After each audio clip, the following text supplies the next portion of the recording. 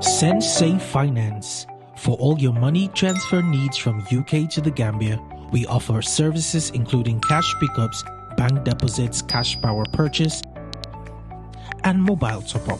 Pick up at any MSJ branches throughout the country. We are open for business every day, including Sundays. Download our easy-to-use app and enjoy the best rates in the market. Available on all Android and iOS devices. Kerr is a real estate company that focuses on property development within the Gambia. We pride ourselves with providing not just quality and durable houses, but also state-of-the-art designs tailored to our clients' tastes and expectations.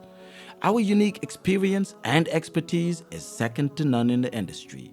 We are currently building and selling 3-bedroom bungalows at Sukuta Traffic Lights and Jabang. We're also building and selling 3-bedroom story buildings at Sukuta Paradise. Other sites are also in the pipeline. With Kerr, payment options are available. With just 40% deposit, you can get your house started.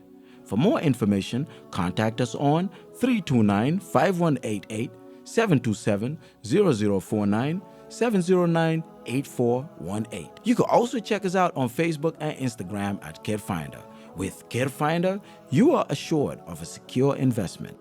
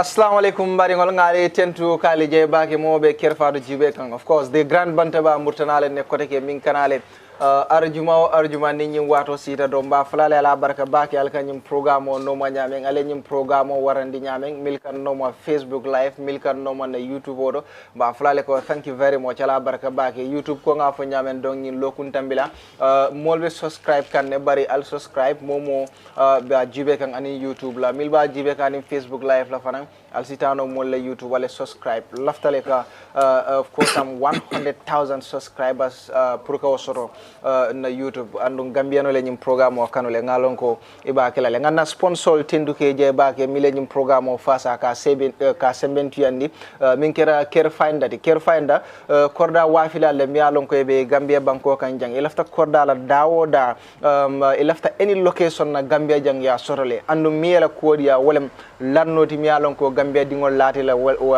Gambia dingol latela minna bayrin korda wafilal siara bari jamal kam min fo wolem nyindi ko man la katajang wala katajang bari nyil ne korda say bulu iba lolele andum fanangila korda kayso iba dilela a watola itolle ka korda lo within 4 months ya bankari nani don alta Kerr ila nombal be tarabari kan screeno dumal al bela nombal jelaje alse kumandi don nale kumandi lafta korda la dawada alba sotola le bari alsita Sensei Finance na lafta kodo kila Gambia banko kan jang itol fanay ku jamal la sone andi sayang ito latin na sayang mol bukata fonna we kara kaspa sang wala kara bitikol to kara credit ko sang bari ito le abo le fintindi abo mi alon ko niya download isi sino ela so kono yela kaspa sang isi sino ela so kono yela credit ko sang bari ni dafta kodo kila nga bunda keme fula nyongol sotole Gambia banko kanjang andi bunda jamal fanan kanale milia lon ko mbe kela Gambia jang ni futata don a sone ata bakele a manjari pour kalo bake fangi karale do yela kodo ta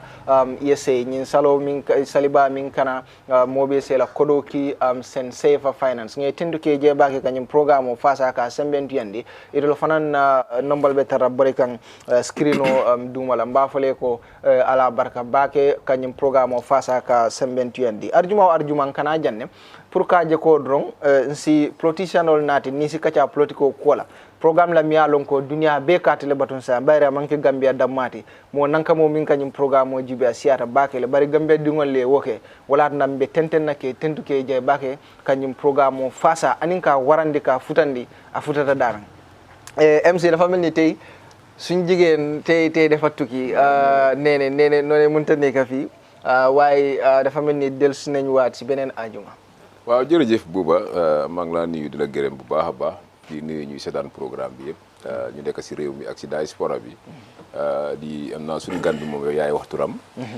wante itam di wax ne asalaamaaleykum. Thank you very much MC Fafa fele. Thank you.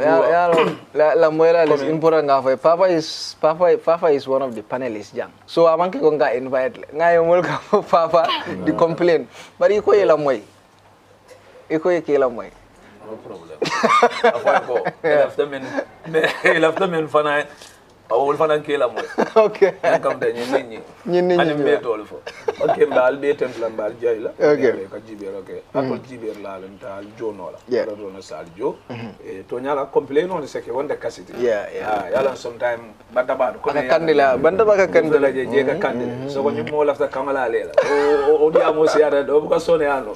So binna lu dambara sotale me alon ko yalo ye fenne falling kabre no bot nga for kabre talib ye fenne falling bari ñaatam bina no ka ko dam e bari ye fenne falling am here ay alon e den lo ko la de mage modou me alon nga class okay all right I come straight thank you ala baraka ba ka di viewers thank you Sirfo yeah baraka ba ke Bouba be mol tentula mol mel yalla ko wala kan ni programme ni folo ba flele ko ala baraka bake ko men Bouba ya ko nyame na YouTube channel o me ya lonko wala Kerr Fatou di aleta ge ali yala buton ni nyima ko finan wadu programme ni nata al sakala muta bu yalla Fafa ya je Fafa mol kala ko complet MPP mu buga MPP defend no mu ko be MPP defend ni banko ko nyati be tula people will keep attacking because it's a party me ya lonko I mean I'm agent photo ko go defend people will always attack thank you anyway he's my friend ila molam so thank you na blow mo bay nga mol yebe sonkala ko ñil leka ke to leka team mi ñanyola ni pare de la sonka ja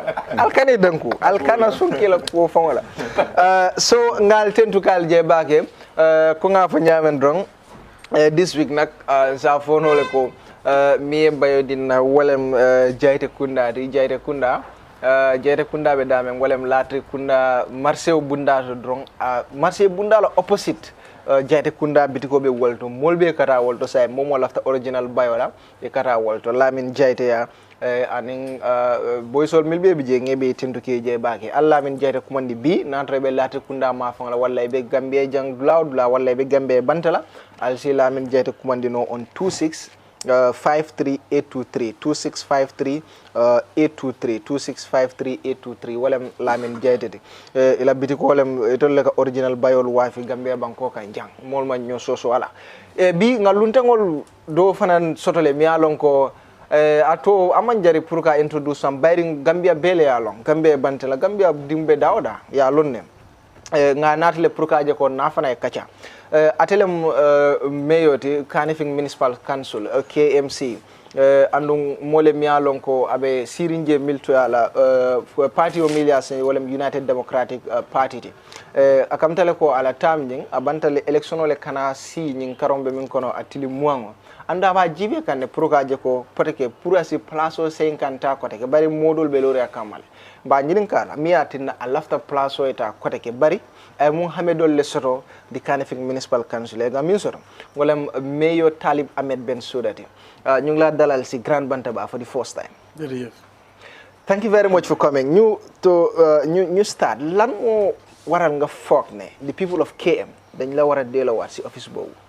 waaw di leen sant di leen gërëm di nuyu panéliste yi di nuyu Kerr Fatou di Grand Bantaba gis naa ne show bu interesting waaw laajte bi am na solo trop maa ngi ut ñaareeli mandat mooy pour mayor KMC bu ñu ñëwee in the first 4-5 years am nañ liggéey bu bari bu ñu am pour def pour put KMC on the right course réerul ñu bari ne KMC was a political enterprise for the party of the day and dafa tax liggéeykat yu fa nekk ñu ci ëpp yëpp were part of that political party ñeenay were executive holders in the executive of that party ñu am pour reorient institution bi pour turn ko into a service driven institution mooy institution buy liggéeyal nit ñi because minuñu woon di liggéeyal nit ñi di deliver service bu ñëw culture bu fa nekkoon dafa garaaw trop dafa doy waar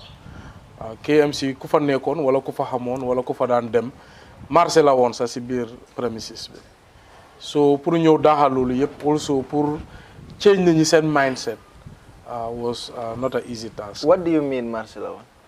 KMC dañ fa daan jaay yàppa dañ fa daan jaay piis lu nekk moo daan xew KMC it was just a bantaba bi sax moo ko gën a réglé moo ko gën a civilisé waaw wante I think xanaa ñu bugg a pretend léegi waaw wante ku bugg a wax moromam dëgga ku daan dem KMC nekkoon fa di fa fay tax we all know what used to happen there it was a political arm of the former party so ñun buñ ñëwee we had no interest in targeting anybody in bringing politics or partisan politics man buñ ma inaugurate sax the first thing I said when I was swearing in moo nekk ne KMC will not be a political bill and you can rewind the tape and words yooyu neexut ñu bari suma parti tam because a lot of them concept bu mu amoon mooy ne KMC nu mu meloon for the APRC should be the same for the UDP mooy dañ ko war a use pour bill party bi ak pour am fa advantages or pour am fa liggéey but I've traveled I know how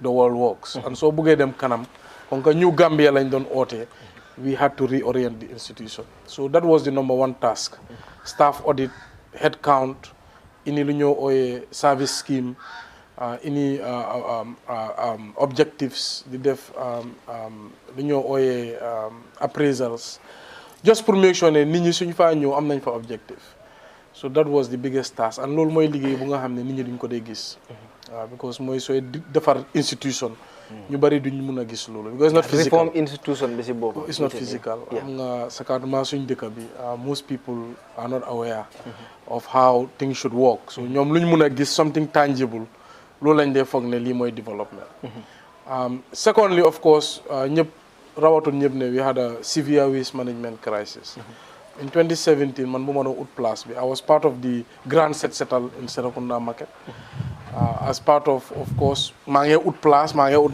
nekk mayor I wanted to also show ne I can help solve this issue so I partnered with KMC at the time with the services department ma donate leen ay truck ak benn jigéen bu nekkoon si marché bi ñi ma siise ma provide ko tools t-shirts etc market bi was incredible as a person who was not a frequent at the market musuma gis loolu suma life every job intersection was a massive dump site sahi fu nekka so we tried to dump at the Bakote dump site at the time fekk youth si ñi ngi strike ne mbalit dafa dugga and eventually most of the waste even came back to the mayor's office in protest so waste management was a huge problem ñun bu ñoo ñëw KMC 2 tractor lañ fa fekka suñ fi rombee tey for the next 4 hours no mun a lekka because the stench will be everywhere so during the Meet the People tour June 2018 ma invite President Barrow ma yóbbu ko si dump site bi which was unprecedented ñu bari praise ko for honoring the invitation ñu mujjee at the buffer zone and in that rally I directly requested for support ma ne Mr. President we have a waste management crisis KMC because at the time we had counted 120 illegal dump sites si foro yi si abandoned homes si mbéera yi si gota yi so and every day dafa accumulate because nit every day mi ngay generate mbalit so I appealed dam ko ñaan sax ne I'm begging you help us with some tractors from the Janneh Commission because Yaya Jammeh had some tractors that were being sold so buñ toogee gisuñ any help we went to the Ministry of Local Government Moussa Dramé moo fa toogoon I told him I needed support waste management was taking too much of our money because at the time at a weekly basis we were spending 400 to 500,000 because soo jëlee shovel loader da ngaa fay time boobu 30,000 a day so luwee truck yu nga xam ne sovul luura bi dafa war a tippa waste bi foofu noonu truck bu nekk Europe is costing a lot of money so on a weekly basis spending 400,000 2 million a month on just pour clear illegal waste lolo is not development so that is just putting and we could not continue like that 20-something million every month so Musa Dramé he was working with a Turkish donor agency and you make a time and he shown that they will donate. You talk 3 months, 4 months, they go in there and remember, Halis bi mi ngi dem headache ba ngay ñew and what we realized the more you clear the waste, the more it comes back because nit ñi dañoo door di feel ne this is a normal exercise and that is something that they should do. So buñ toogee dégguñ dara one councillor came to me and said, Mayor, we cannot continue like this. I suggest you would truck for every ward, open truck. Munna boob gravel, munna boob waste. So I like the idea. I have small mathematics. I have a business background. I realized the open truck, so anyone, it cannot have much impact because compact would waste. If you do 10 compounds of affairs and you have to go to the dump site, we could never accomplish our task. So that's when I thought about the Mbalit project. But the first initiation was we wanted to be a Greater Banjul area project. Because time over, we know whatever affects West Coast affects KMC, affects Banjul. So man Sirifo Sonko, the former chairman, and Mayor Rugilo, we formed an intermunicipal committee. It was my initiative, Manekon chairperson. A lot of them, when they looked at the project, Rugilo said she felt that she had support from GPA, Gambia Ports Authority, and they donated her a truck. Sirifo, for some reason, he backed out. So we had to do it alone, and we brought about the Mbalit project, which has been a major success in the municipality. So, guys, you know, for them, Lodi explained Monica about the Mbalit project. Then, you know, the achievement is about the Mbalit project. But then, ndax mun nga wax KMC did you do any other thing loo xam ne gis nañ ko because bi ngeen doon ñëw tamit li ngeen campagne was about the Bakoteh dump site but gis nañ ne fence ngeen dump site bi why still now the problem is still there. Did you have any other achievement apart from the waste? Politics is very funny. People dañoo downplay loo def. So you say ñu dee wax Mbalit project is because it's the biggest achievement. That is true. Secondly, loolu moo nekkoon suñ number one problem, and that's what we campaign on, solving the waste management crisis. But we've built 4 markets, nobody wants to talk about it. We've rehabilitated 12 markets. We are currently building 8 parks. Let's start with the 4 markets. We have 4 markets in the building. Talinding Jilifetikunda market, we built from scratch. Fufu Farola one, right? It was a makeshift, nga xamne ku nekk dafa am shed. Karamo Cissé ñëw si ñun mi ne ñu mu won ñu nataal yi jigéen yëpp di jooy di complain. We promised him the next budget year, I believe that was 2019, boom complaining, 2020, we'll do an allocation. So we constructed it from the ground up. If you go there, you'll find a brand new market. So in your see Latrekunda market, the first phase we built with Gumworks. We built in partnership with Gumworks. And Koham, how council operates for the past 30 years, 99% of projects are built through Gumworks. The only 2 markets KMC ever built is Abuko market and Bakau market. That's the only tax-paid markets. You see the shape gun works now. So in the last 30 years, KMC built with Ben market. The only infrastructure they actually built, Abuko market, Bakau market, Charles Jau Memorial Academy. And these were all built on Lalai content. Everything else was Gumworks projects, meaning Gambia government, 95% funding or 90% funding, council 5%. When we took taxpayers' funds with no support, you build Talinding Jilifetikunda market, you build Latrikunda Savage expansion. The Gumworks project built 72 shops, and you build 100 more shops. The 3rd market, we build Moi Koto market. You inaugurate it's almost finished. The 4th market that we are currently building is Fatou Njai. But reconstruction. So when you talk KMC building there, politics is very interesting. Man, what I like more agenda. You tell me what you can do better than me. You tell me what new you can bring that I did not bring.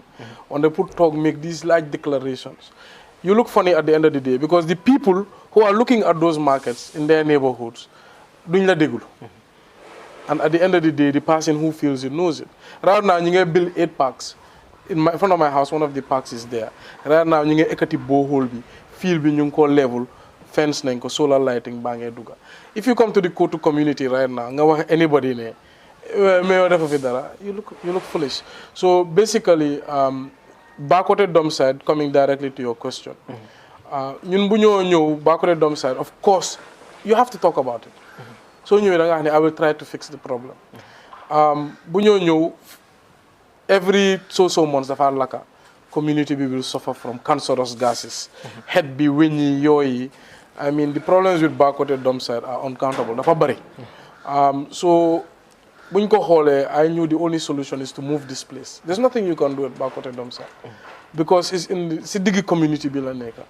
SOS mi ngi si opposite clinic bank for community bank ko surround. Manjay amna border, Bakote amna border, Dipakunda amna side boko affect. So we went to government, motama inifa president to get the political will. My first action in office was to bring the president there because I knew I don't have my land fuma muna transfer Bakote Dome side. I need the central government to allocate a space for remote fuma muna move Dome side. So to get guys and political commitment, ma inikofa. For the past 3 years, we've been working with them. Mujantel we identified Faraba, but by those days, them not under Sirifo Sonkosa for service. Them nañ Jabang, them nañ Place Bari. When we identified Faraba, NEA gave their approval. Ministry of Land said it was good. You know, they engage governor and the community. After 3-4 years, community we said no. I mean, a government doesn't operate like that. This is a health crisis. Li isula. So Takefi, how many people are dying because of Bakote Dome side? And Kware Bunga Hamnela, it was 25 meters deep. So Lunekala in the jump for batteries, chemicals, everything, medical waste. So if you study landfills, numde woke or dump sites, up to 10-kilometer radius, the water table is poisoned. So these are serious things. This is no politics. 10-kilometer radius, ndohi 10 boy na munalare, ndohi boy sango munalare. And how many people are dying now in Gambia without proper autopsy? Dafa de hamuñ lu ko jot sul nañ ko before 24 hours. So these are serious things. So motama don't push government. That's why when I work, I know that we have to work together, even though we are different political lines. When the suñ toge di look at narrow interest is a problem. To the point, the madam medicine to our sister city. You bole ma county B is called Dane County. My mid-site engineer of their engineer landfill. You know what I'm saying landfill B? I mean, you wouldn't even believe. It's just like a park. Don't have nembalit mungfasa. So my explain look, I have the dump sites. It's killing a lot of people. It's hurting a lot of people. What can I do? Because munuma am land from government to move this thing. To start with, just fence it. Because that fixes some of the problems. One, psychological problem in Ninjala, every time they just dump side. Then you so hold a dump side, automatically you feel sick. Secondly, I'm not halebu for day in 2019. Because dump side, we cover down them. Then I just nagi di for wur, hale di for community we used it as a shortcut. Connecting Manjai to Bakote. So they used to dot through the dump side. So fencing it was to protect the community. So many secure side bitam.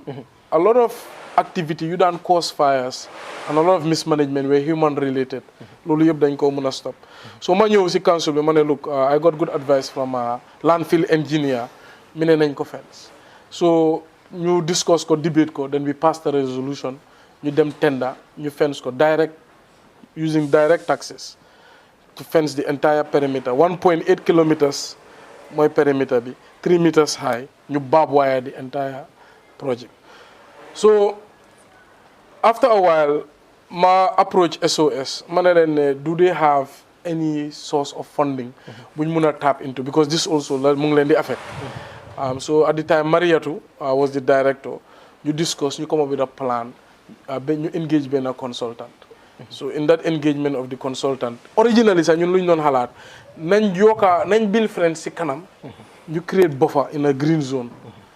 one day bu consultant bi ñëwee gars yi gis ne KMC jël na commitment already spend nañ so much taxpayers money pour fence dump site bi gars yi engage ñu ne look we think we can find funding up to 1 million euros pour indi the necessary infrastructure boo leen soxla si biir dump site bi to reduce the risk of hazards so buñ defaree project bi man maa wax ne nañ fa dugal concrete roads because one of the problems moo nekk si dump site bi su safara amee doo dee am yoon. nga dump site bi amul yoon. fooy jaaree pour fay ba pare am na suñ benn bulldozer dafa mus a egg si mbalit bi. mu daanu mu yaaxu. because fan moo nekk pax sax xamuloo ko. because just waste on 25 meters pax. so ñu create some concrete roads as part of the project recycling sheds. 2 to be built there. ñi ngi war a am way bridge bu fa war a nekk pour ñu xam tonnage bu fa dee dugga.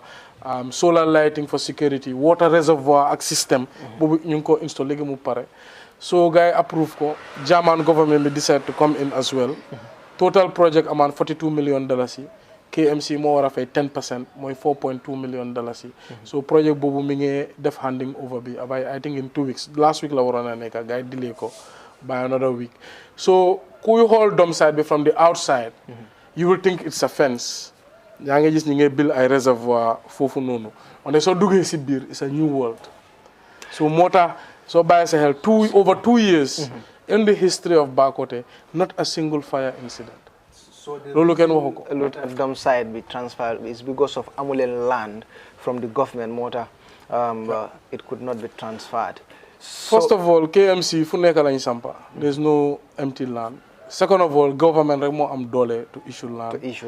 Thirdly, any engineered landfill should be in the West Coast region. ñoom rek ñoo am place yu nga xam ne are uninhabited mooy nit ñi dëkkuñ fa.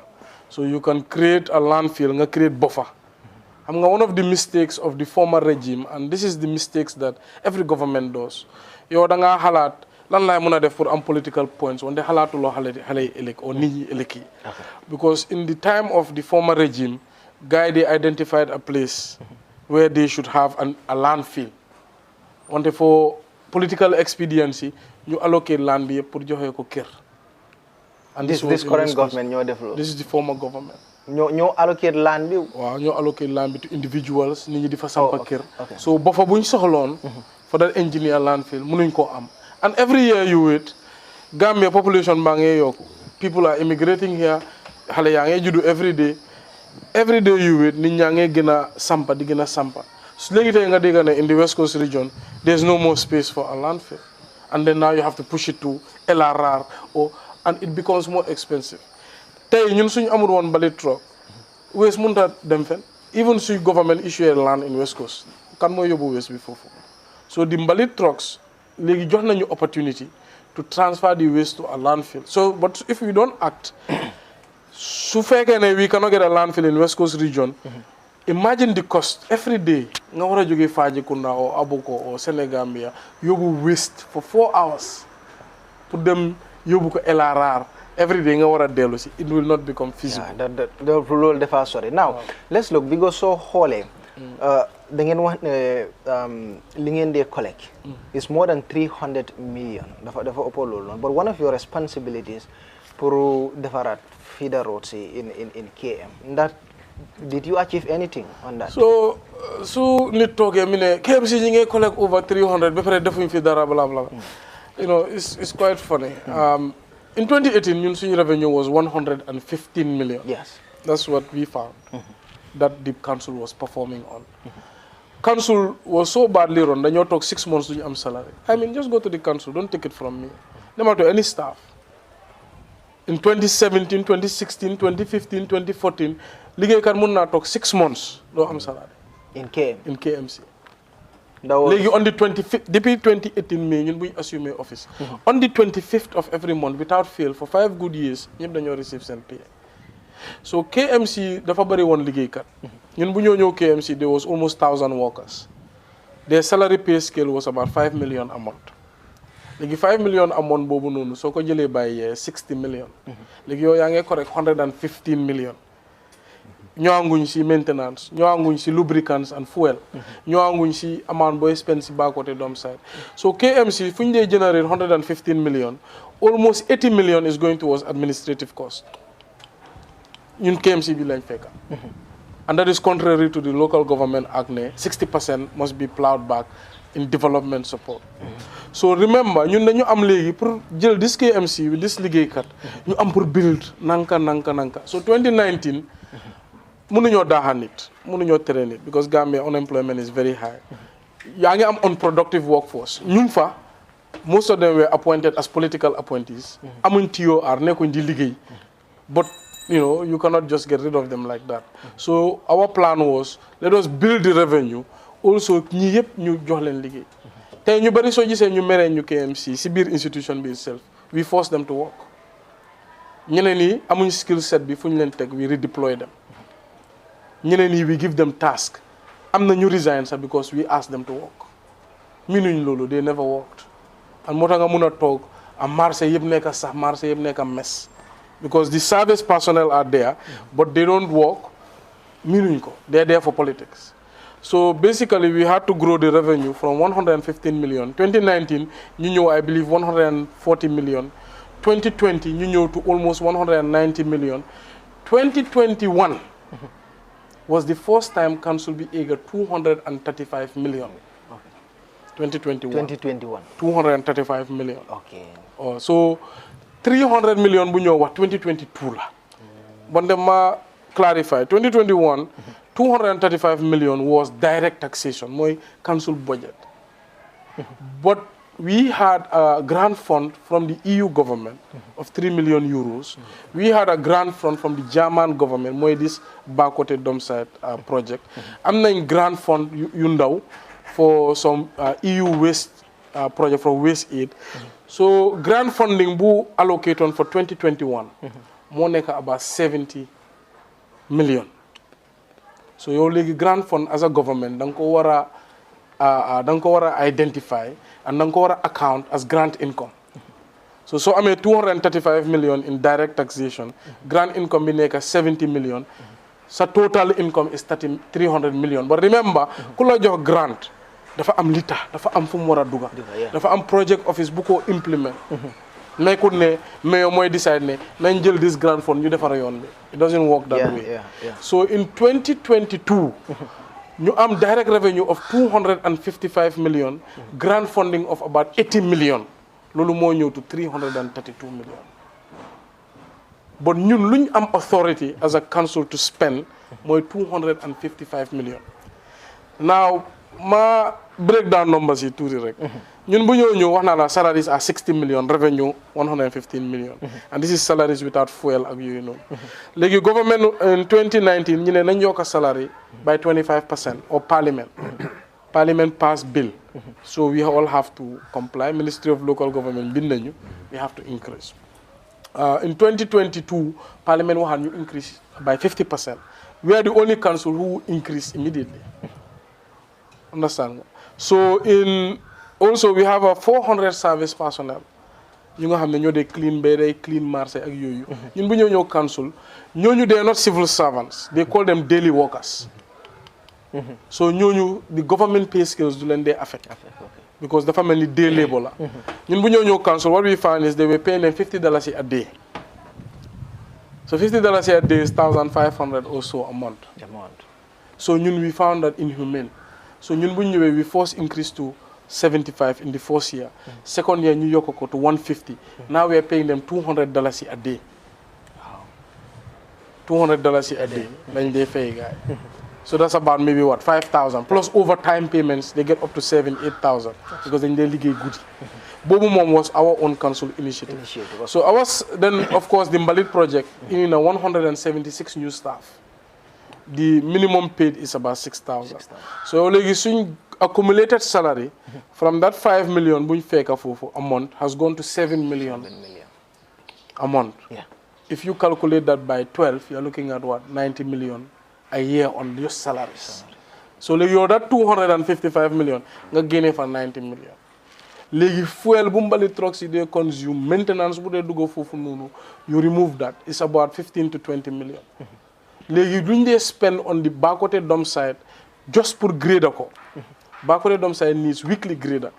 And machine D8, Coco Hire, anywhere in the country, is 40,000 a day. So we spent about another 8 million for Fununu. Then all the miscellaneous and maintenance expenses. So you also hold a lot as far as to build and construct and to develop. Out of that 255 million is about 100 million, give or take. So over the last 3 years, we were spending about 50 million of that to repay the Mbalit project. We will more phase out. So 50 million Buddhists, they use for small constructions like Marsebi, WDC fund, office, things like that. Okay. So they have multiple small projects around the municipality. So now that we move out of the waste management crisis phase, legal and duga into the road construction phase. Okay. On the all beat, I'm not one, Ben Council, in the history of KMC, Council luñ xam moy tool gravel ci yoon dar ko grader ko, that's it. All the roads created in KMC are GAMWORKS projects. And ñun bu ñoo ñëw, the last of the roads that were created, ñun ñoo am project bobu, ñun ñoo ko co-finance. And that is the one that was from OPEC. 100 million includes in town hall B, expansion of Bundung Maternity Hospital, construction of Latrikunda Sabeji Market, construction of Talinding Jilifitikunda Road, Kololi Tavan Road, Bakaw Newtown Road, Latrikunda Willingara Road. Lolo ñun ñoo def the counterpart of $9 million. It was an initiative under the Jammeh government, but council bi amuñ won xaalis bi because they were mismanaging their finances. They could not even pay salaries. Ñun bu ñu ñëwé, that's where we could free up funds to actually pay the counterpart. Bu ñoo ñëw tam, the biggest problem was Serekunda market, as I said, dilapidated, lack of security, fu nekk mi ngi yaaxu sax fu nekk. We had to rehabilitate it. Si rehabilitation bobu nonu, council decide ne yoon bu ñu oyé Lat Kumbalo road. Munu ñëw defar Serekunda market. Yoon bobu was a mess. Man buma supply with my company. I know the road very well. Dama drive my truck for my park ko. Borom pus-pusi di ñëw jël bagage di ko yobul so si lay. So I know that area. So Manelen, look, if you don't fix this feeder road, marché bi du musa baax. So 400 meters worth of road, ñu build ko. $4 million lañ use pour def ko a concrete road.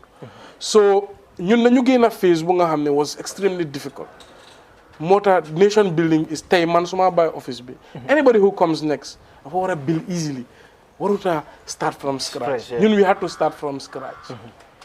So that's why we are pushing for a second mandate, because there's second phase will be a warp speed development, because we've defined the foundations here.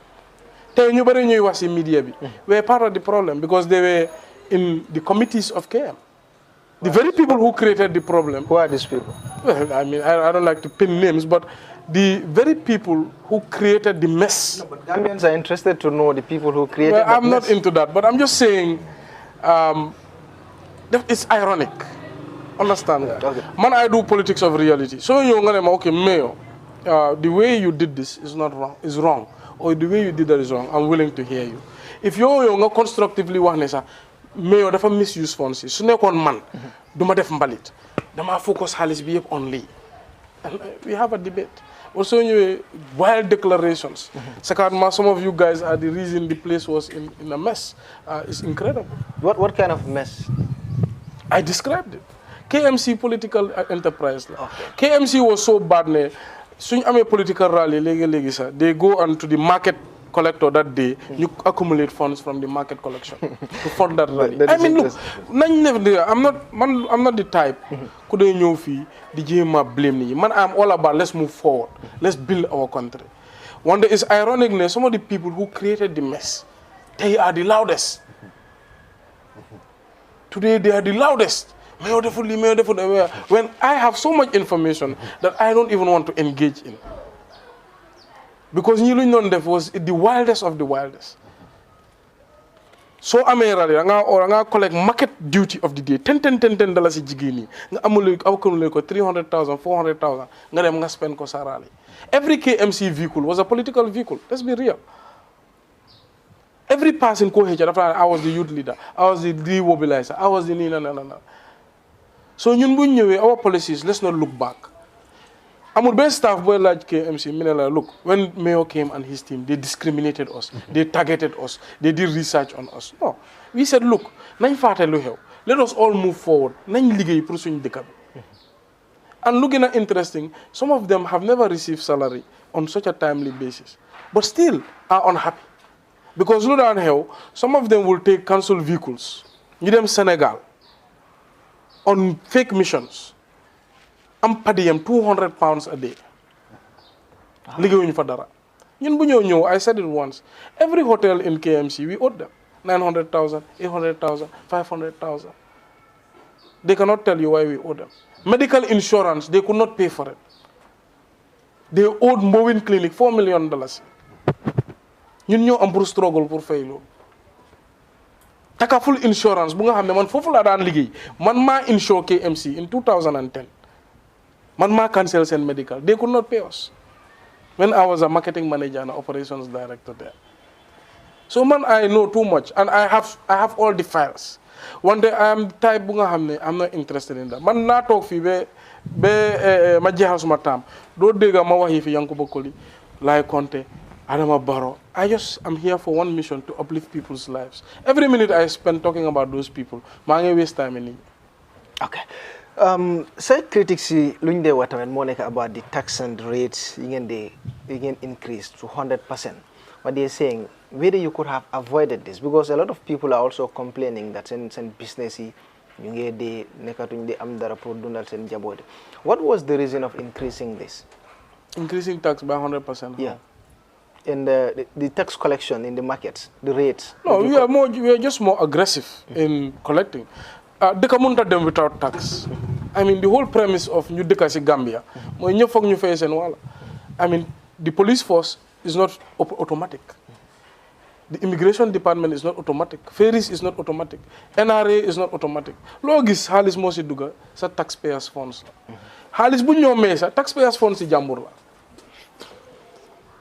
All this grand boy diga, it's not free. It's somebody in Europe kuy ñaxa pour domam yi fay tax tuba bi ñu let's help these Africans before they all come to Europe and disturb us. That's the whole point. So, ku def declaration ne li dafa wara free. You know that's not reality. That person is just talking. Dara free would si adina bi. Adina mo mel no. Su le ko nit meye sax mom daf ko ñaxa bam la ko may. So everybody must understand that every kër dafa wara fay. Lu gëna sonal West Coast region sax more than KMC, the size and the magnitude, it is very difficult pour ñëw collect fii because guy building institution of BAC. KMC Tanena because of our geographical size. Banjul is easiest because it's very small. So everybody must pay their way. So look at one time, a lot of people did not think they have to pay anything. The thing that is fueling KMC is businesses and corporations. If you look at tax collection, 70% is from businesses, business license, business rates, hotel rates, corporations. One day, if you look at residences, less than 30% are paid. Because meaning, they have to pay. And this is why the country is poor. Everywhere you look is dilapidated. Everywhere you look, different. It's because people are not paying their taxes. Halis amut pour liguey. And at the back end, you collect tax items, you collect. The collector, so dugale 50, mujel 50 dugal ko si posa. So kale neku di la fay. You are not even collecting from the population. Then the little that is collected, the collector is sharing with the institution. And the other problem is legi lu ñew ci institution bi tam kuy def procurement mo naw su mo jëna muy sédal. So what's left? So people they jël share. Yeah, so if you travel just small, you realize you are living in one of the poorest countries in the world. And this is one of the reasons. Rampant corruption in every corner, in every activity. And mi ngi bëgg nekk culture. And so nekk culture, I'm sorry for Gambia. So ñun bu ñëwé KMC at every level, this is what we are trying to fight.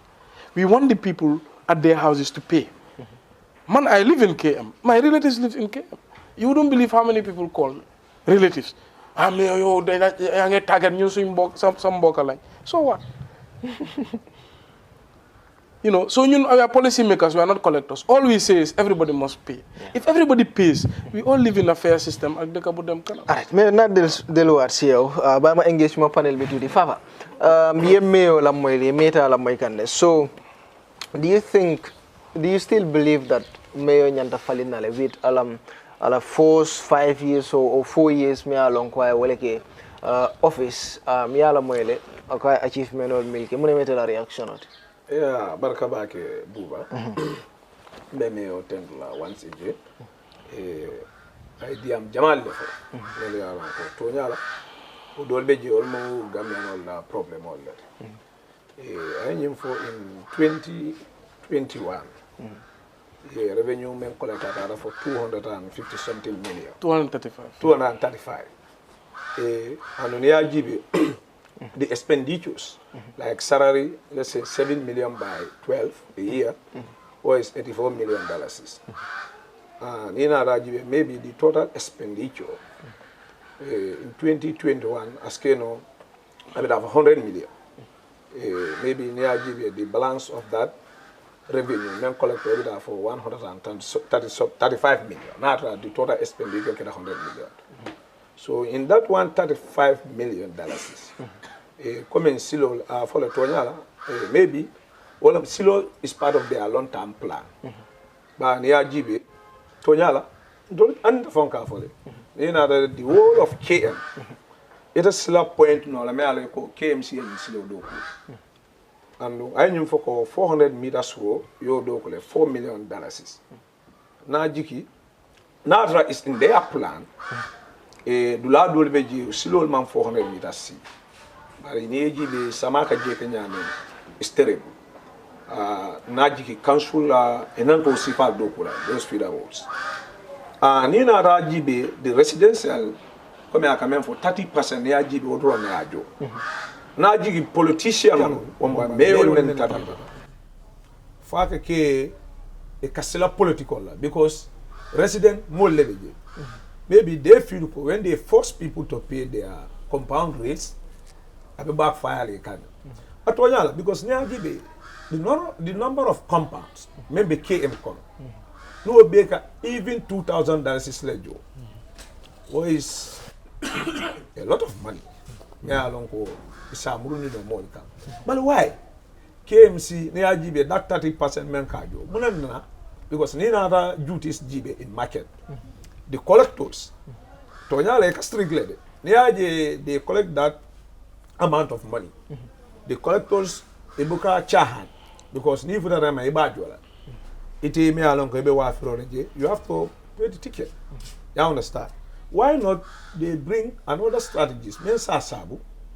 More year compound rate soldier because now man Joe, I will call it a product way. So the 60% men and Mura Molika sign need to go be collect from market. I be able to do the expenditure. That 60% cannot come back now. And do now Murna, the local community, ba na jiki more be you understand the rates, the taxes KMC can collect 60% and Muraka. If it is 100 from 61 and Murana. But say men fanambeji staff on nanta jola maintenance nanta kela num ku koto nim ko do be dun to ko no do ya jele do ko te jeno so ndese men fo no mewe bari the 60% akeda ti wa akeda do to compound rate sol nanta ka jo ni manjo pour KM municipality ay do ko eke abe kole ala yoni ajibe KM sai ya e west coast fan ma to nyala bi Nimoe corda sort let's say even 30 by 30. Abuka Keno KMC. Amari bida West Coast. Because maybe live in KM, I be let's say Momo be renting naje. You'll have to corda, ebida West Coast. For ebida la menaba for man dinner and for kubi annually. Ebida well because KMC you cannot afford to buy even 30 by 30. That costs millions of dollars. Me along empty land. So it means more baby move Canada West Coast. And you say, ni man put into plans. Some akamem kote. Ni ba kote rendulanda. Abe semenya onyare ne for more sekoji. Malam man sekunda be muna plan so wamba municipality be muna plan so. But say the waste many along the kata fire. Ebi da fire la minto. KMC fatal. Even these car parks coming garage sold. Eba get KMC minto. Because everywhere is occupied. So, cancel a plan for the world. Because more the two no letter. More the two no letter. So, about the backward dump side, ako yalla man so kunda request le. President Barola Mansakunda Priya Landi la Botiman Land soto na bulu. Mune mila reaction. Ayam jefola ko e ara sobe le dam do waram faraba. Annum faraba ana atara bi Mansakunda e faraba deal. Ndema amara council bo afford nala. These trucks men ya lon ko e kata bali to fay. Ite da do fo faraba e murna.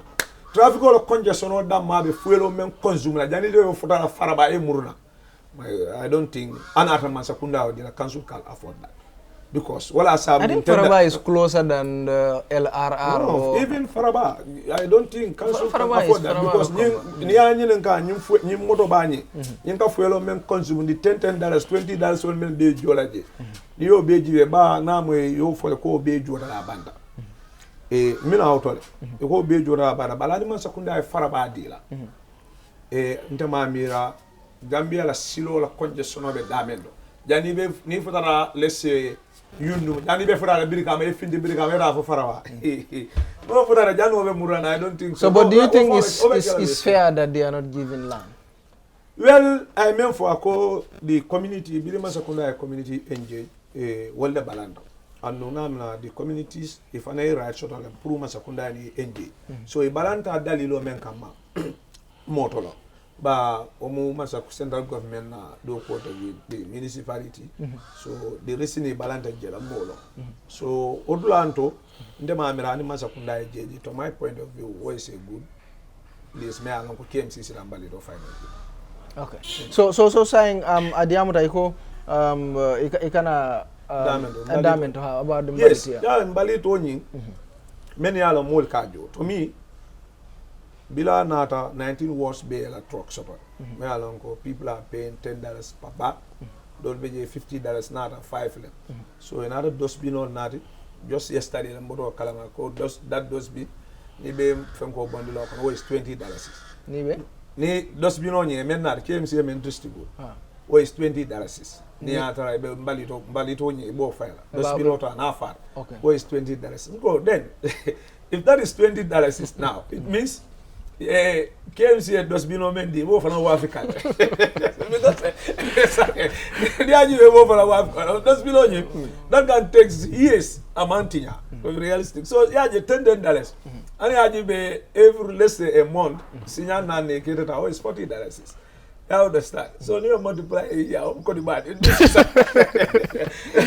So if Trogo is $10. Yes, Trogo is $10. Dosbino is $10. No, you got Dosbino is not $10. You got Dosbino is $20. Okay. Yala Bodo is $10. So say Dosbino di mo. That Dosbino di free.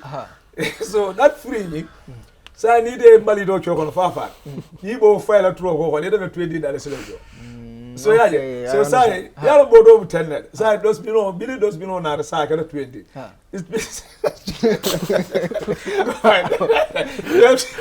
go by the new GB 2 years old. Dosbino is Tabido Sona. Trogo Banda say na load me mail. They have to bring another policy pulling $10 or to eradicate because the only thing is that many bolekela. People have to pay their rates. The compound rate nanda jola. But near GB Tonya like KM not any janata kana. Near GB and sometimes kata sirine is saman ro nati. Ego a julo bela la wit more wit tandu. Well, Nima Njo be someone next week. You have to pay. Need RJ, you can negotiate. Let's say you pay 5,000, it will be 2,000 or bondage, 3,000 or dun. All those things, man, cancel the Muna strategy sort of. Okay. Some reject in KMC. I bet what are the bucket?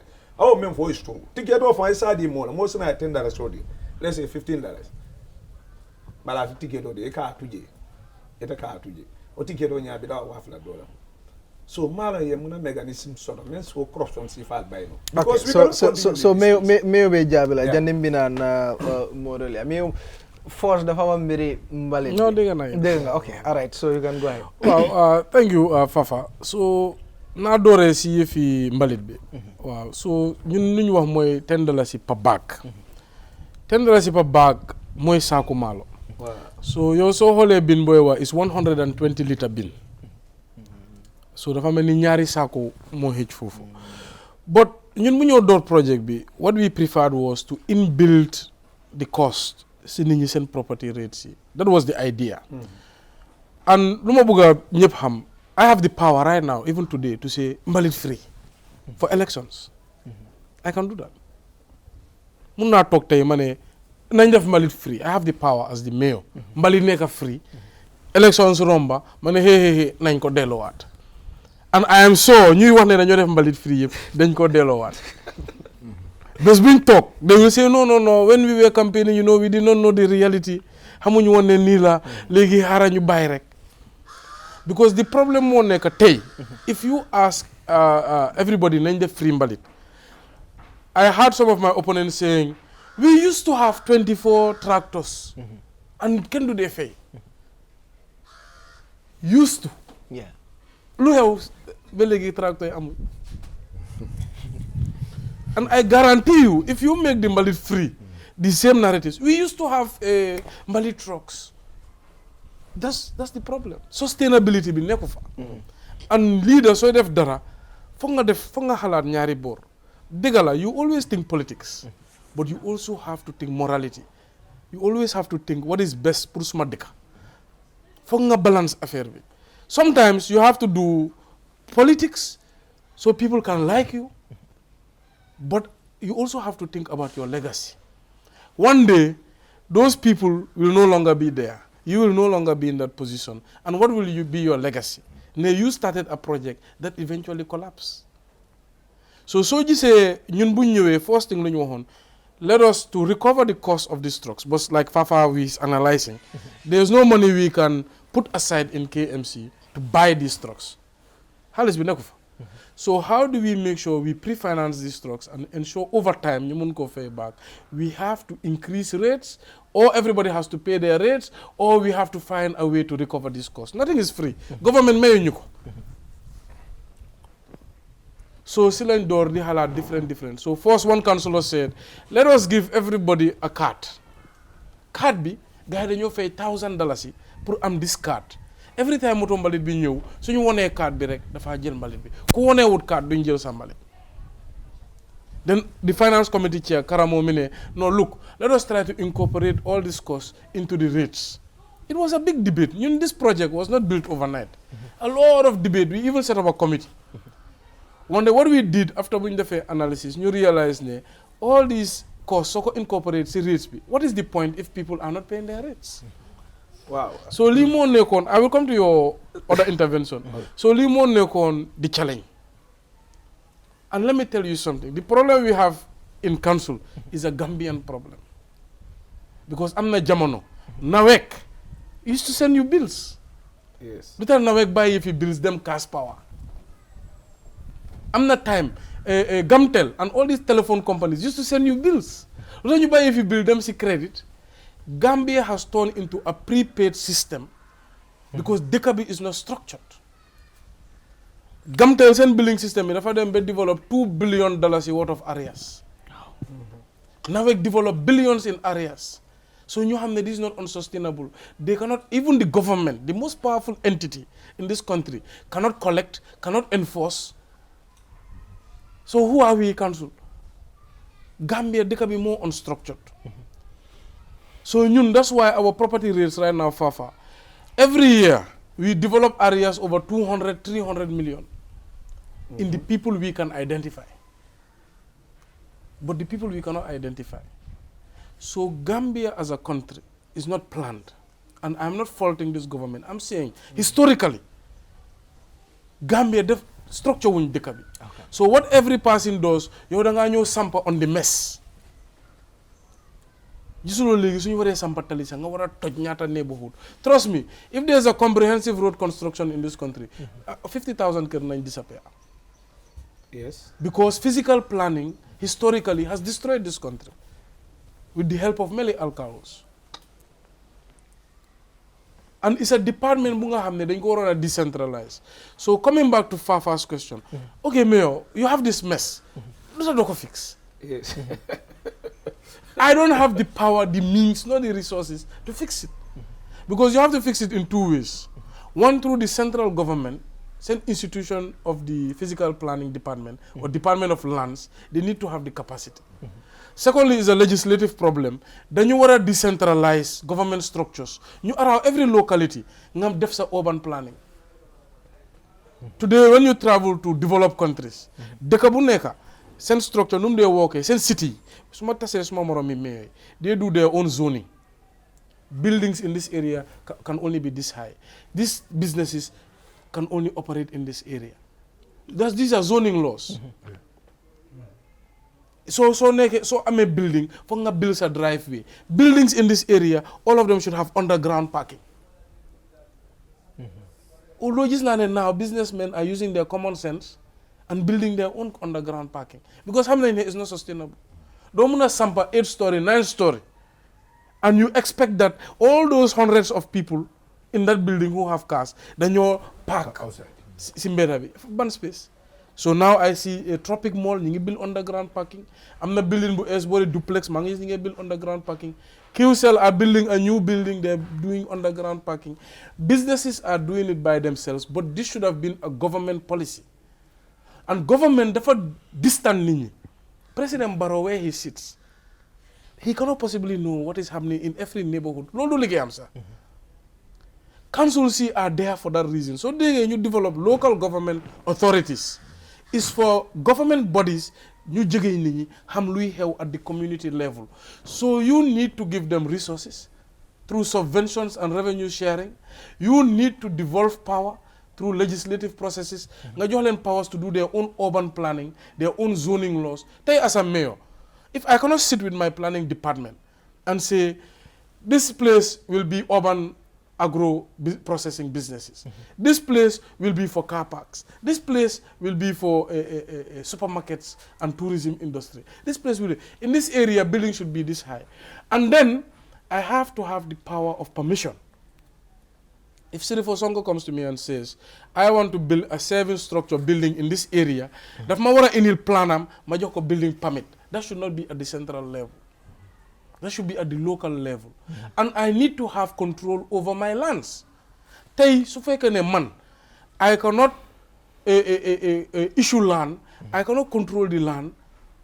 I need everything I need government to do it. What is the purpose of the local government council? So that's why I cannot effectively do urban planning. There's no garage in KMC. All the garages that they say garage are all in corner streets. But we cannot have garages like Mbour or Dakar or Ziguinchor because we do not have the power to issue land. In 2019, when I just this garage problem. So they made Fajikunda, Latrikunda, Sabeji, especially Sipakabi area, every corner mechanic garage. Derelict vehicles, you get Fatayoni, Malid Nyumfa accumulate, all sorts of criminal activities. But there are thousands of those garages around KMC, employing thousands of people. But all the communities are tired of them. So one day, Kanifing, Bena community bindane, they demand that that garage is removed from the area, may cause nuisance. You then put evict waji, you just notice, mu yobu ñu court. Judge bi rule ne, KMC allocate this guy a space, or you cannot remove him. Where can we allocate you? So he's there. So that taught me a lesson. I need to find a zone or a place where we can move all these people to. Because at the end of the day, Gambia has very unemployment. You cannot just kick them out. So, I've been the Ministry of Lands and Local Government in partnership with OIC Directorate. You've been at the time, Ministry of Local Government and Lands. They identify 3 lands through Google Maps. Kamalo, Kotu, Abuko. You just square meter through satellite to identify how many thousand. Abuko could accommodate 8,000 lots. And new oil concept, Bicacity.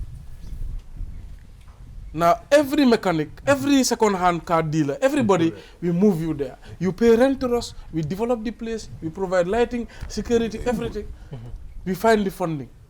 Dead on arrival. I send it to Secretary General's office, Ministry of Local Lands, you attend the meeting. But OIC attended, Ministry of Works attended in my office. We all agree that this is a great concept. You send a guy. All we say is allocate our new land. Money, take take it from us, you implement it. Man, I used to say that. Whether you do it, even Bakote, either President Barrow brings a project or I bring a project, it's the same to me. Because at the end of the day, the beneficiaries are Gambians. Very Gambian, yeah. But when you go to office, it was dead on arrival. So nangu Man, I'm not being a concept we develop on time before even the OIC road was being developed. Sting corner to Senegambia. On both sides of the road, I wanted to call it the tourism avenue. All restaurants, businesses, sidewalks, and the inspiration dafa from Corniche in Senegal, Dakar. Palm trees, everything. For Gambia, am bena avenue. Bena place, they can go have parks and leisurely activities. I took it to Ministry of Local Government. We have other plans. Wow. But in the Jaigaw rek, ma Fatou, ma am traffic light. Moi fu Africell Park bi neka, ma am the one next to traffic light for QCell Park bi wara ñew. Fatou rek, dama taf rek. Naxante gaay rek. Okay, you can have this, you can turn it into parks. One day someone nopi won sa bobu tam nañ ko allocate ñu tabax something. And then our children don't have a place to Gambia of the because as young people, we don't even have a place to go and enjoy, a place to go and have fun. There's no park, there's no zone, there's no nothing. So more even when I had this opportunity with the EU project, look, every empty space at the council's disposal, then you develop park. Perfect. And these are the parks coming up now. So is it true that they're stopping the sponsors, especially at Serekunda? Well, I don't know it for a fact. I'm a meeting. A government official is telling Africell, don't do this project. But it's a small country. Because you have agreement. So man, in these parks, the concept was football field, children's playground, benches. A fence, chain link fence, a borehole, a public toilet. But small, bugana more. I know ne project be lila muna afford. So I said, but I wished there was a half court or full court basketball court there. I wish there was an outdoor gym there. So Mando did solicit support. Africell responded. I said, Mayor, 8 parks yep. You nan build the first one 100%. Join your land direct. But the other 7 ones, bring us the design, you provide basketball court and gym. We sign an agreement. After meetings with the different ministries, you talk like after saying you sorry, we have to cancel. Then you may watch a souf ak hair bakaw for what start basketball court. You sorry, for reasons we cannot explain. We have to cancel all these basketball courts and gyms. Interesting. Sarakunda West Park, the feedback we're getting is they told them to wait till after election because they're helping their opposition. I mean, Dekabidenko Buganda, what's going on? And there was a comment that the president said was, Mandam, they stop development from coming. Fafa, I wish I had that power to stop the entire government, who is the Khalifa of this country, from entering my municipality and bringing development. Come on, I will never do that. I don't have the power, and I don't want to have that kind of power. But did Roy have the power to stop them to do what they have done in Bangladesh? I don't have the power. I don't even want to have the power. I want to have the power to support them. That's it. Fafa is here. When he receives the president from Meet the People door, I'm in the front line with him. Yeah. The only year I did not go, he was the former campaign manager. The only year I did not go was the year, election year, where it was tied to the election. And you know the timing of the tour was close to the election. Yeah. That one I cannot go. It's politically not wise. But the other 4 times, I'm always at the front line. I'm surrounded by NPP supporters flying their grey and their t-shirts. And we chat, we joke. Me, I'm like that. Man, my country is first. I don't care what people say. My country will always come first. So sometimes I cannot digest how you see something for the youths. Because it's for all youths. You stop a project like that. So now we have Bakau football field, we parena, children's playground, we parena, outdoor toilet, we parena, borehole bank for solar light yang for fence then yep. One day you call tere ubi, because we don't want to open it without the basketball court and the gym. So now we are saying we will do it by ourselves, but we don't have a budget for it. So you see that problem lañ nekk right now. Okay, so ma ñëw quick si car park fees yi ñu bali ñu ngi la ci ndax council ñoo ko nekk di collect or central government. So once upon a time, councils ñoo ko daan collect before our time.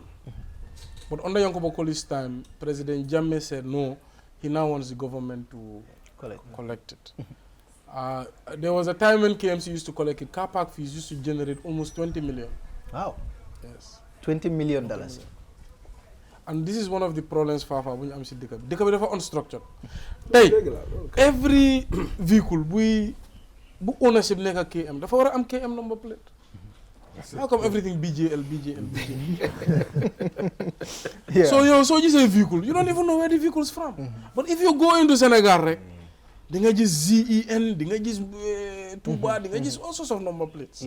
Every vehicle has to be registered in the municipality where their owner is or where is resident. So da nga ne da registration suñ ko defoon through the council sax ñun ñu am database. You am shared database with government. Anybody can tap into it. Police, immigration, council, you have many. Tied to your ID card, tied to your address. And ñaaka address bi wala la bëggoon address sa ñaaka address moo tax dëkk bi mënut a correct. But gis nga that structure su fa nekkoon that number plate structure yooyu we can identify who owns what, where people are. And ñun nañ xam tey ban car park fees da moo war a ñëw KMC. But right now, time bobu noonu, I understand why the former president said, no, we munta continue. Because KMC police used to stand on the road. Kuy romba rek, they stop you. Imagine the disruption. Man, right now, sa nu police dey taxaw checkpoint sa, I'm against it.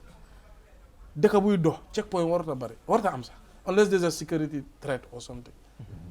Because we should have police who are patrolling with equipped vehicles. We should have surveillance and all those things. But that's beside the point. Guys, these checkpoints are causing extra headache for transporters, so KMC stop doing this. But what should have happened then? Everybody could take a KMC. So registration, you need to get it from the council. So government be wahe sa council, you collect you, you 10%, you 80%. I don't know anything. Understand? So guys, when you move lolo, you collect. It's been with them ever since. So what they do now, every year, they say, area councils, they divide it equally. Can you imagine KMC gets maybe 2 to 3 million, sometimes, or 4 million, and we have to share, we have the same amount as Kuntawur area council. My father is from Kuntawur, but my friend, nothing is there in Kuntawur. There's no vehicles there. Yeah, you cannot compare because in terms of size, you cannot compare. We cannot compare. Ñun car parks you want to develop. Car parks you want to develop is 100 times more than what other area councils have to develop. So it's not we don't want to support rural councils. We want to support rural councils. We want them to have all the development. Ñun lu ñu gënaloon sa Kuntawur nekk capital. Let the people from KM who are from Kuntawur like myself, let us go live there and we can move about. Gambia bari capital. But we are saying the revenue, one, should be collected by council. Two, it cannot be equally shared by all councils. So limo make a problem because right now we get 3 to 4 million, and in 15, 20 years back, they used to get up to 20 million. Wow. So the family yelingen buga is KMC mu collegal bopam. Every council dal mu collegal in the government to take councils seriously, to look at councils as their partners and their arms at the local community. We want them to resource us, to give us the laws that empower us. Ñom seen liggéey as government is to regulate us, to monitor us. And if I say, Fafa, here's $10 million, I want you to build affordable housing. Let all the houses be quality. Let you make sure you don't discriminate any tribe or any person that is differently able or any religion. Make sure also that your rent does not exceed this price. Let it be affordable, not cheap. Just now 10 million. Next year, if you do good, no matter Fafa, I will give you 20. If you don't do good, you will get 0. I will give it to Banjul. This is how governments are operating in the world. Okay. Belgium, non line they operating. Okay. All right. So the one buga delo si ganaw tuti na engage ñaari ñi waye xamna si kanam la isi gaay tay. I know they are enjoying what you're saying. Both of them. So about this Mbalit project, Silala Bogadelo Sigara Tuti, was it PPP or not? The Mbalit project was designed to be a PPP. It operated as a PPP, but PPP can be you can generate any type of agreement within a PPP. Partnership la rek. There is no rule in a PPP ni la wara deme. So Mujontel it was a pre-financing agreement pretty much. But is designed as a PPP at the same time. Now, we don't have the finance to say then you 19 trucks. So Mansuma first halad was okay, maybe we can buy 2 a year. But 2 a year will aggravate the problem. I will create more problems by providing 2 mbalit. I'm demand. Halata KMC has 85,000 households and 35,000 compounds. Like imagine we are only serving 2,000 households. Wow. It will be a crisis. Mbalit project is the first accusations we say it's a UDP project. It will only collect UDP waste. I'm telling you, that's not wrong because man APRC la, because man NPP la. So now imagine we had those 2 trucks. We know in our power we can pay for it easily. It's not going to be possible. So it was either we go all the way or we don't go at all. So we needed to bring all 19 trucks for 19 wards at the same time, or we don't go into it at all. So we approach it. Oh, man, I'm political support from the councillors. Because every councillor will if they don't have it, they will vote against it.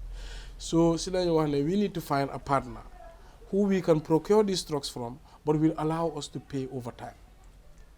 So that is how the initiative started. So when we debate, you agree, we have to now pass it to the contracts committee. Contracts committee, okay, now they have to go for RFP, request for proposal. So bisa dafa upper RFP because then you have EOI, then you have expression of interest. So if you come up with a concept and you are not sure business community, let's say I'm interested or not, then they advertise or expression of interest. If you are interested, come forward. This is the concept we are thinking. So a lot of them came forward, almost 7-8 companies. Then we saw, I'm interest. Let's go for RFP. So contracts committee advertised tender, request for proposal. So we had about 3 companies come forward: Shebe Madi, TK Motors, and Espas Motors. So when they came to the negotiation table, the contracts committee, look, we don't have money to pay upfront. We want a pre-financing arrangement where we pay over time. You own the trucks until we pay it completely, then you transfer it into our names. So you back out, Espas nyom provide, and then they entered into contractual negotiation with Espas. So guys, you council, Espas join price B. At the first time it was 115 million for 19 trucks. Council be no, they should go back and negotiate. Espas council be bopam to actually sell the proposal. The CEO, the chairman Mohamed Jah, went into direct discussion with councillors. Anga mayor dorewa.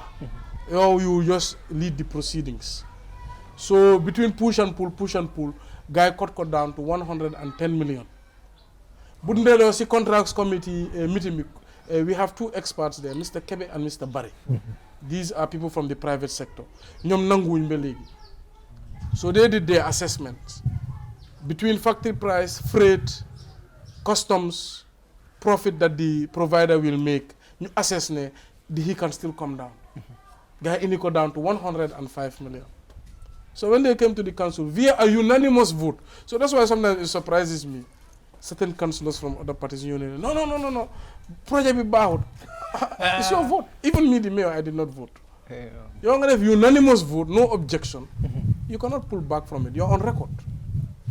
Even I can say, man andumachi, because I am not on record. Yeah. I did not vote. Okay, what they So we passed that resolution and then we will enter into agreement. We passed all the documents to Gambia Public Procurement Authority. You review, you assess, you give some approval. So after 4 years, now stories, the overprice, the funny, the finale.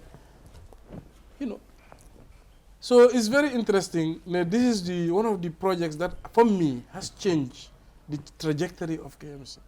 We talk about it because we are proud of it. We are very proud of the project. Because I'm a community board with them. Even Fafa, our rival, is using the project and enjoying the services. So how are you enjoying the services? Now telling us, I just want it cheaper, but when you project, because even the minister, Musa Drame, when the project came, he was resisting.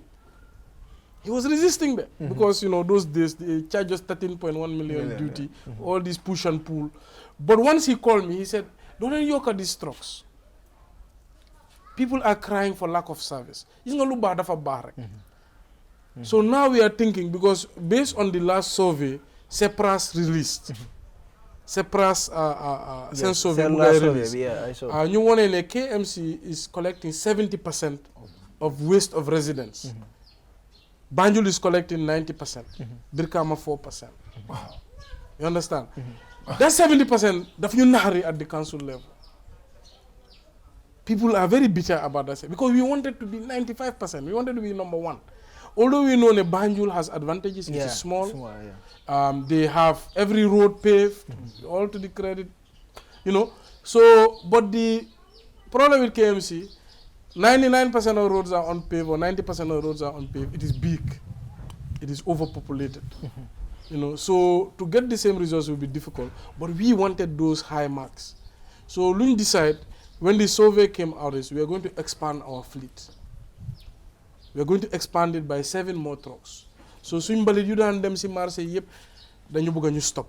So we've dedicated bought 4 new trucks, maybe in a week or 2 time, I don't know, available, where you will be dedicated for markets. Then you reinforce Malipoy with another 4 because we want coverage. We want 100% coverage. Even as a mayor, if the car does not come to my house, I'm uncomfortable. So imagine everybody else. Okay, all right. Fafa, I will memorandum kande koteke demanding. EMA mo la manemela reaction or sa mbira MC ning dankia. No, dama buga engage Fafa bu baax tay. No, buga comme man, I have at least one question for Mayor about this compound rates. Man, it's my problem for and this nala workload that is. No, I will come. Because bank plan and pull niti facing rate. Ngem jene pay $10-20 for this invalid project. Because Bob, I think Bob they could compose this niti fail. I don't make a compose this niti. You any guy facing rate because guys who face every compound who facing rate has KMC wara am 4. More Janabari than this $20. Well, yes, bank plan the council am slow. So $10-20 first of all, I don't think Nahari Naken. I think it's one of the things nobody even thinks about. Why? I think it's just compulsory. It's compulsory because any fee the rate or levy, every compound should pay their rates. Wow, so let me tell you, every fee or levy the council imposes is compulsory. Okay. The council has the right by law to create fees and levies to conduct its services. Yeah. Is in the law. Okay. Wow. So the rates is not be for compulsory. All are compulsory as far as the council. Council te mun na ewune can mun fay rates. Wa legi ban no dama explain. Okay. Understand process bi. And $10 bu nit ñi di wax ni. Poti sukur ñaata la? Poti diwlin ñaata la? $10 business la. $10. Bo business la. Cash power business la. Business la. Government business la. Because tay cash power da nga fay. Gamtel da nga fay. Jala bridge da nga fay. Boss da nga fay. Ferry da nga fay. Airport bu nga xamne musuñ ko dégg sax. Na web was running at a loss for past 6 months. Fama. Let me help you. Abla ko so jabi sa. Don't worry. He's my old friend. Yeah, I know. Ni yeb da nga fay. Government tay. Okay. Government tay.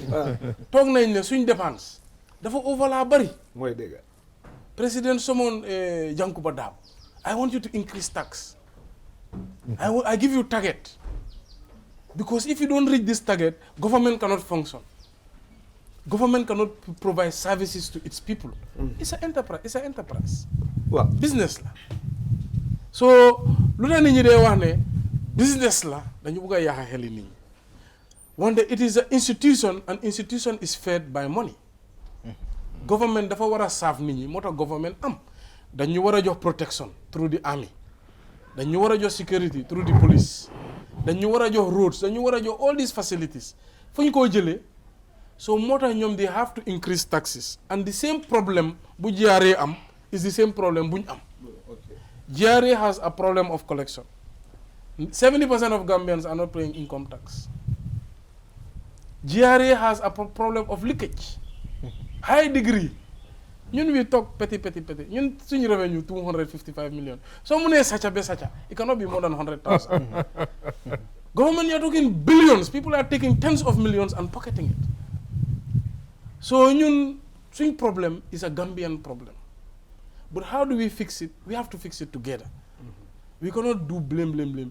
From president down, we have to sit and say, how can we put our brains together, structure suñ dëkk bi, ñu use addressing systems, ñu use neighborhoods, ñu use koñi am tour, house yi am number, fafa fu mu dëkka, ñu am ko on a database, ñu connect driver's license am and ID card am to that resident, ñu connect bank account am to that resident, ñu am digital database. In that way, so we enforce. It is easy. But today, Fafa, I'm telling you, if I call my race department and say, go look for Fafa Sanyang in Fajukunda, try and collect his taxes, they will take 6 months before they find you. They will go everywhere. Money, I'm going for Fafa Sanyang. Do you know where Fafa Sanyang is? Because of a lack of addressing system. Now, I'm not saying it is anybody's fault. I'm saying, nyaka ligation deka monyu inifi. So the digital Google Plus codes, Bugay Door, we started KMC with the Ministry of Moisi. We implemented the project. That was the first layer. okay. So second layer, now using that GPS, now through satellite, I know where Fafa lives. Can I develop now that code into an addressing system? For more problem because it costs money. So, Kerr, I had Abasanyang, the Minister of Lands and Local Government, starting to talk about it. Okay. And I was encouraged on the Diga to Madara. But it's the right way. We have to develop an addressing system for the entire Gambia. And from there, revenue can follow. Once we tried, and I invited all the banks and the stakeholders to my office. I don't know if you remember that. And I said, the benefit of addressing suñ njëriñ la ñun ñëpp because tey bank you cannot give a loan to Fafa Sanyang because he cannot tell you where he lives. If you go for bank loan Fafa, do you know now even at the sheet dang they wara draw sa neighborhood, you know that because you don't have an address. Léegi man naka laa óoluwee ne doo daw ak suma xaalis. So banks are not giving loans. Without credit the economy cannot grow. Utilities companies are not doing bills. They don't trust their customers. So everybody must pay upfront. So nyaka credit system, they can be munta grow. Because you cannot trust people, you don't know where they live. Thank you. So security tay, yo xam nga safara su amé. What do fire service do? They look for the smoke. You think fire service late there send for la? That's why suma yaram daf dey daw when people blame fire service. Ñeneen ñi di leen jam hair. Because today you have to call me. First of all, the numbers, we don't know it. Yes. Because it should have been an easy number. Second of all, when you actually reach me, come to Fajikunda, my house is burning. Now I go to Fajikunda, hey, safara bifum am. And every minute is somebody's life, is something damaged. So from security, police, SIS, you name it, without an addressing system, they can be doing a door. Okay, all right. So that is a fundamental. You satisfied now? Yeah. All right. MC, lan moo nekk sa reaction yaaga nga dégg. Fafa Sanyang. tey moom foog naa ne Fafa tey convince na bu baax. gis naa ne tey amut. dama gis mayor mu ne 50%. Oh, nag moom wax. Lu mu dégg from ne. Na analyse that. Fafa. Agri warul la tuuma. La wax rek. Gars ñu ko seet. Waaw, bu gisee rek aussi bu fi tàngal. am nga Buuba foog naa ne tey ku déglu programme bi di nga jàng lu bari moo tax is important people like noonu mayor ñuy génn di wax ak Gambian si particular waa KMC because misinformation fa bari trop si council bi man maa gënoon against mayor foog naa ñu ko gën a against KMC man maay number one wala dama dem mit ko toog office am ma dem office am secrétaire bi sax da dee nangu maa nuyu because mu ngi gis maa ngay criticize mayor si rajo yi si télé yi xam nga waaw wala bu ma ñëwee moom moo ma welcome léegi nga ma toog waxtaan comme ku mu sax xam sax mos naa ko criticize wala gis nga misinformation yu am si council bi yëpp moo tax dama ko day wax si plateforme si nekku dégga waaye xoolal tey mu laa woon achievement sami because soo dégga ñu ne mbalit projet bi is the biggest achievement because ñun waa KMC xam nañ njëriñ bi because ñun xamoon mooy suñ kër yi fees tëb ak mbalit wala ñu gas pax suñu mbalit guddi timis soo demee KMC sa xar yaa ngi si mbedd bi fu nekk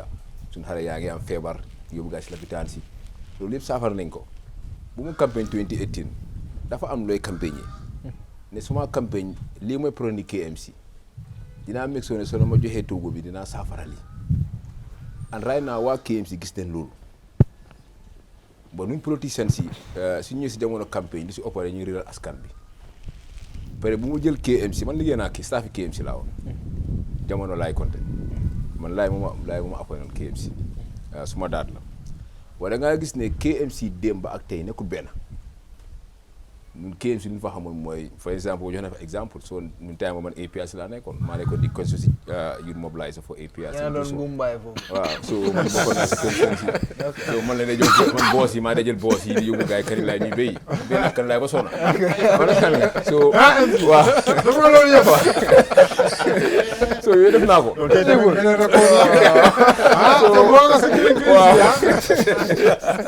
ok sa waaye am na mel ndas man tey waaw so yooyu def na loolu yëpp time bu member APRC la so lu mu wax si council bi loolu dëgg la so da ngaa gis ne bu mu jël KMC mu ngi ko jëlee zéro because jamono boobu mu ngi ko jëlee overdraft dara nekk si council bi wax na fi ne council bi ni ngi am ay bor si banque si hôtel si yëpp so da nga war a ñëw start fresh xam nga start fresh dafa métti waaw peut être nga reform dafa métti yaa ngi am ay ghost workers yoo xam ne nekkul di liggéey si council bi amee dañuy ñëw toog si ron council bi amoon na benn place xam nga la fanaa gaa yi tes nañ ko léegi gis nga si ron guy bi fële si gannaaw noonu ñu fa la dee naanee ataaya boobu ñu fa la dee toog naan suñu ataaya ba ngoon ñu desaaroo dem fu ñu dee jaayee yàppa yi mooy beneen side bi nii so man xam naa council daal basically da ngeen doon parti waaw so council xam naa lu nekk ak council fu laa nekk fu laa yaroo kii Laye Conté fans club ñun ñoo ko fom team Laye Conté fa amoon fans club ñun foo leen bokkoon suma papa moo nekkoon chairman yi Laye Conté so ñun council dama xam council so da ngaa gis ne man su ma gisee gars yi di complain waa kii liggéeyul dara mbali project wala mbali moo ko suñu problème peut-être joxe na fi exemple ñu ne liggéeyu benn tali liggéeyu benn yoon he is the first mayor bu use taxpayer money xaalis si council bi liggéey yoon amut li si ëpp mooy gam woog la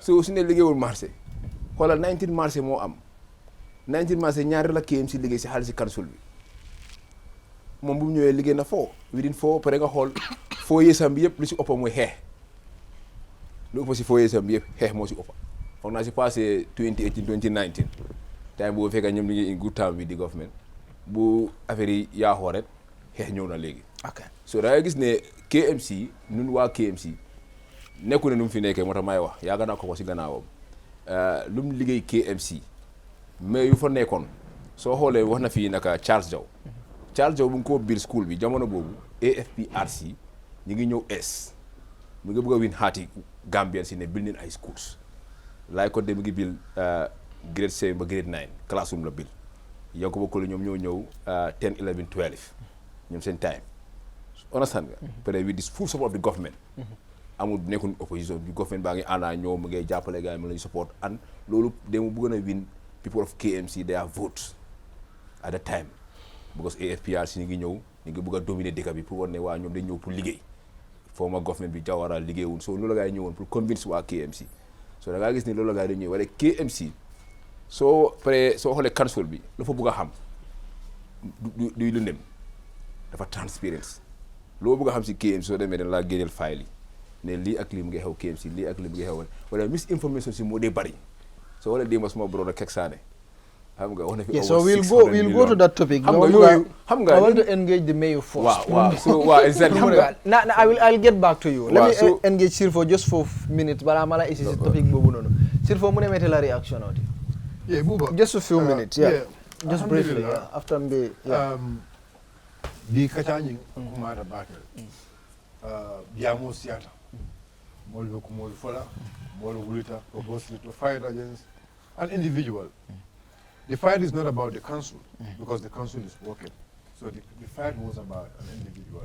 Keloni amanke come the council la kela kama be mo kun kelon la kela because mo be al nako KMC from 2018 kana be development me ala wala kela die adama dumu jelle be muna fankan KMC ni Talib la moy ibe korosi dema ba sudla la ko kono ano la diamo ñul be a be ke facts yalong ni lafta ka mo criticize atraye sire jaro so de no ko but tabi membe for them I have a killing bondi ñoko alors ni ka foko council is collecting 250,000 300,000 blah blah and 60% is not going back to people and I said no and I have reasons why I go no because Nyajibe when he was coming to the council tumama kana council je akumusol mi alongo wala kam balito silo kam fita eke jonu njela tallu but today eke jo jela $200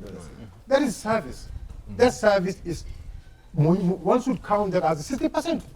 It's counted as 60%. That is service.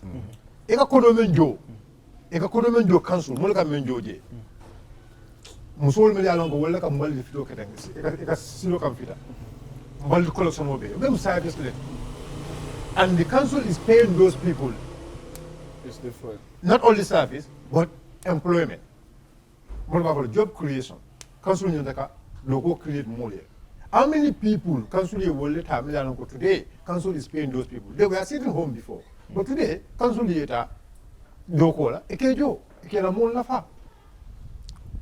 It was a great achievement. Council. So, Niba will have Bali project. Look. What people need to understand, all you do, one you come and find all you do go. Masakunda, Nina, Eka take it lesson. Because maybe Nikoba Baker at the end of it, Fembukatam. So you have your ticket.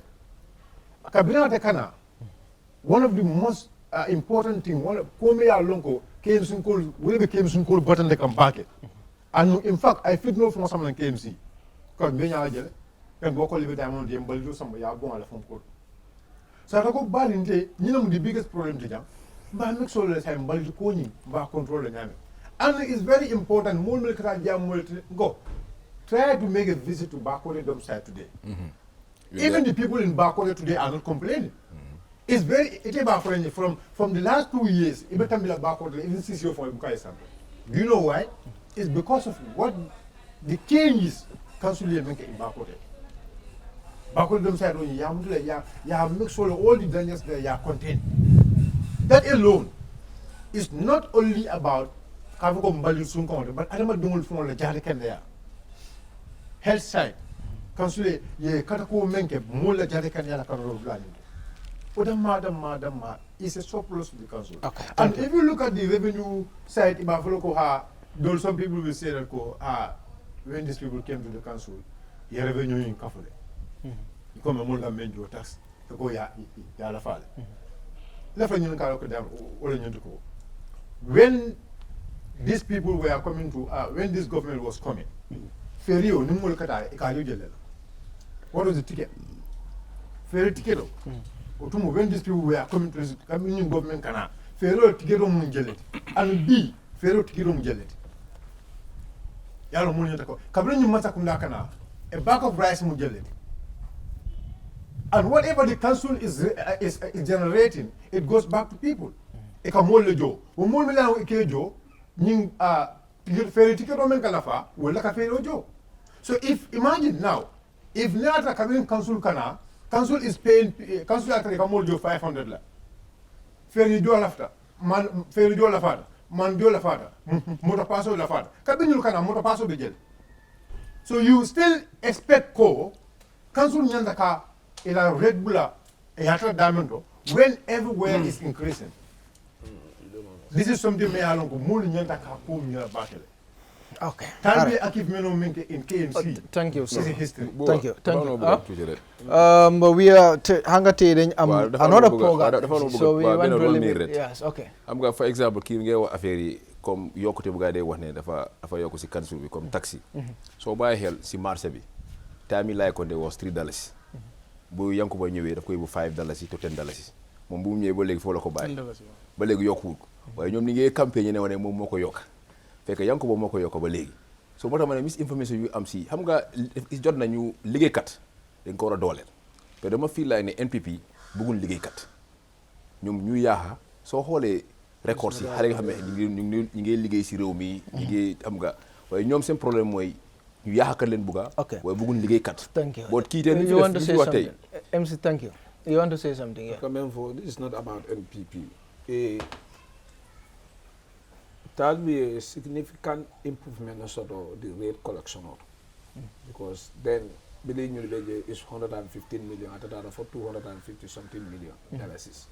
So woman keep more like a Jennifer and it come for. Then that'll be for Janko. The all expenditure GB salary based is 60 million. Then because don't be 5,000 side attack for that because job creation or sada for $84 million. All the killing dunya nim will be being some at the killing. Oh, we cannot. Nobody can blame. But people are campaigning. Wait. Allah mo do platform mo. Anu kunun bal la mo ka bolo foka. In your platform. Allah mo anu kunun bolo foka. Eko Talib natale. Eko nyale Talib ka mo leko. Aka 300. I mean million rate collect. Because Minekada, where tax like a so the man, okay. No. That's what Allah Bagel Baji from both for so the man, I had that from Bagel Baji himself. It's not like that. So the man, more coming for the $300 million is me along municipality collect.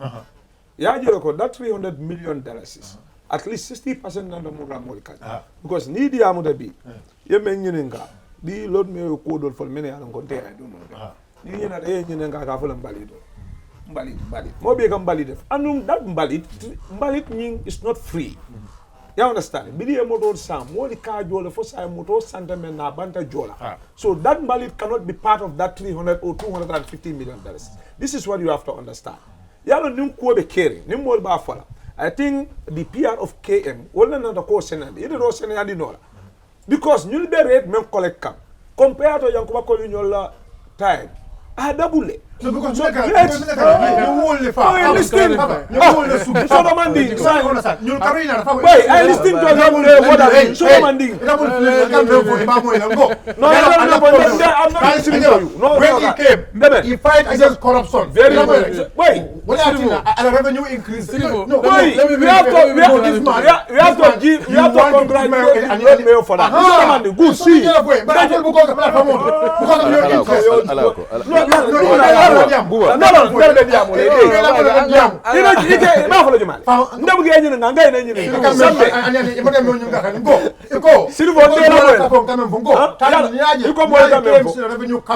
because I corruption on Kerr. Okay, fine.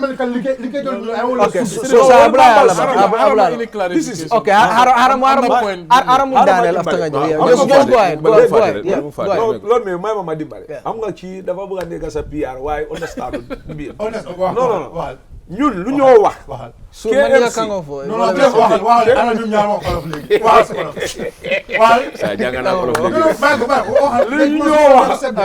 KMC, they are collecting $300 million. Okay. One is $115 or $100 million. This $300 million, let's say $300 million. So if you ask anyone, lumde wa moy mbalit. And the mbalit project, nekul ni is part of the 300 million. Mbalit project was a law. It was an agreement between them and Ajib, I think. And Niti Fenden, we pay that one. That's why every bag is costing $10 and $20. Loan is not part of the $300 million. Me, this is what I understand. Okay, all right. So maybe you can clarify, but you get them. No, There's no time. It's okay. First of all, revenue be 2022 is not 300 million. The direct tax is 255. The grant funding, more about 80 million. Wow. So take grant funding be on the direct taxes, I'm 338 million. Okay. Now remember, that's 80 million grant funding. Lolo is already part of the 60%. Okay. Because you projects. Wow. Library bunyo sampa, parks bunyo sampa, panimbalit buneka sa Kerr. All of those things. You are in West Coast. More West Coast. Anyway,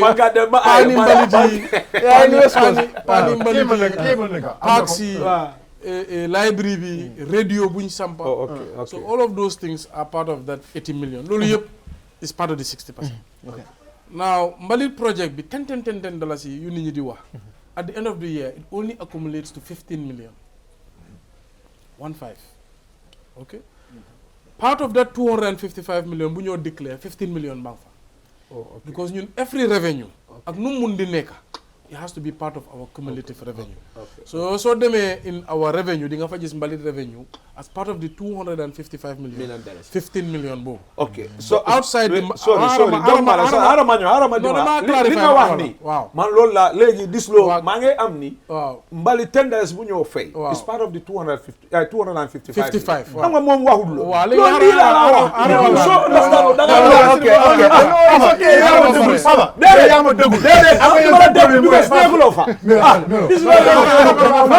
I'll forget.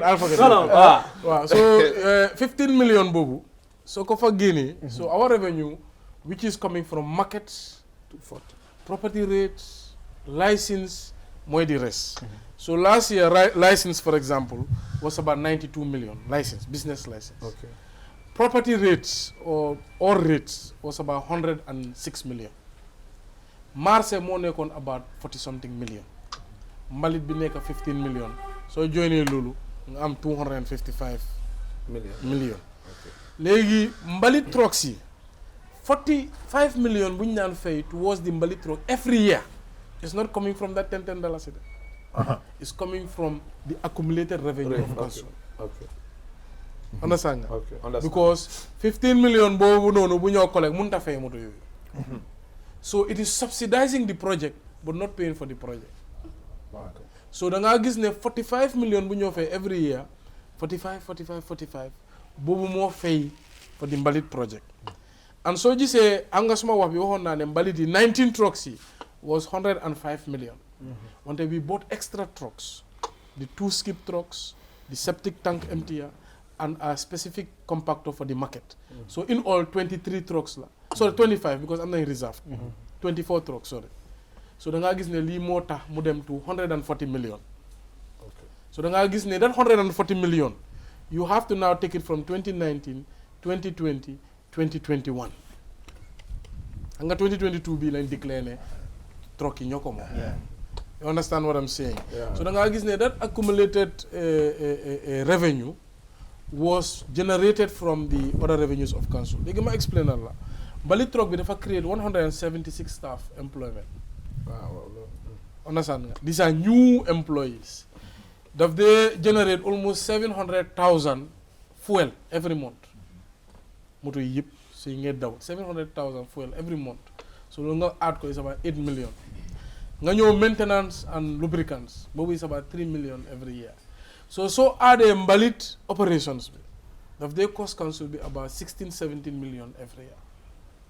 So even $10 you munta mudbe fay salary, fuel bi and maintenance. What is so when people ask it was going towards mostly paying back for this project. Aside from all the other small projects. So it's a far more confused because the misinformation war moo la xam nga tey confuse soo gisee kii MC Oh, sax doo wax kii mu ne- waaw naa confuse. It's okay, boy. How will I do? yaa ngi tooñ Fafa ba nga def la confuse loo non they know xam nga Ablaye. xam nga soo gisee misinformation woo bi métti léegi-léegi sax man dam dee taya la wax ñoo ko def de ko lu ma wax ni kii ñoo ko def de waaw lu ma wax ni waaw gisuloo lu mu nekk di wax fi No, I'm not about to say yeah, Papa. Okay, let's go. Yeah. man many times explain naa li wante gis nga suñ fi jógee rek mais one day they will like act like they never even had this explanation they'll be back at it so misinformation woo bu council bi di face is too great for council is not a political institution hate. xam nga ñun council defuñ fa political body so even our PR department is professional do Nikon right now Fafa right now in my election time if it was a political body di nga leen dégg every day politicizing a mayor's achievements but the council is not doing that my political party is doing that or my political office so you say council amut time every day di HO different political parties what is true what is not ñun we put our information out there ku ko jël nga jël ko ku ko jëlut that's fine but council cannot be a political arm di HO or the political but I guarantee you with all these explanations all this energy we spend give it 24 hours it's like they never had it they'll be back at it mayo it's elections after elections mu jeex kenn du waxaat All right. Mais ñu dem si sa salary bi because there are a lot of social media loolu moo fa nekk since day ma ñu ne mais yow daal yow sa salary buñ defee increment bi dafa mel ni yaa ngi receive more than 600 million. Wow. What that is? Ma ne mais yow moom léegi 600 million salary. léegi tey ngeen gis président design ñu wax ko mayo that's the best salary in the country. Actually 600,000 or 600 no, yeah, 600 million la that was the announcement anyway. Kex suma brother dafa ñëw ma clarify later dafa ñëw ma clarify but then si meeting bi si meeting bi loolu la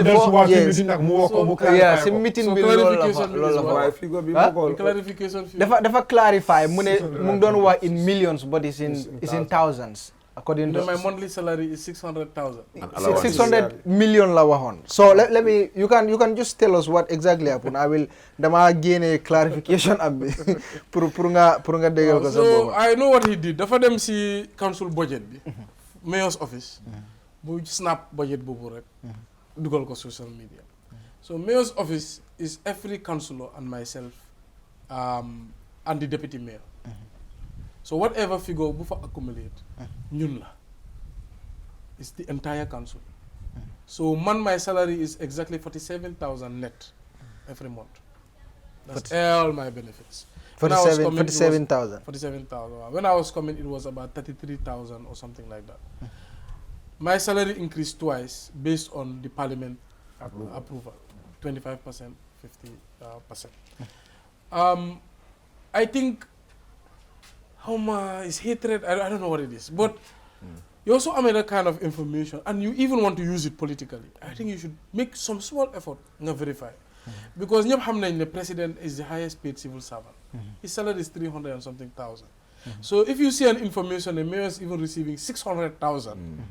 I think an intellect, you don't have your time. So I'm gonna here.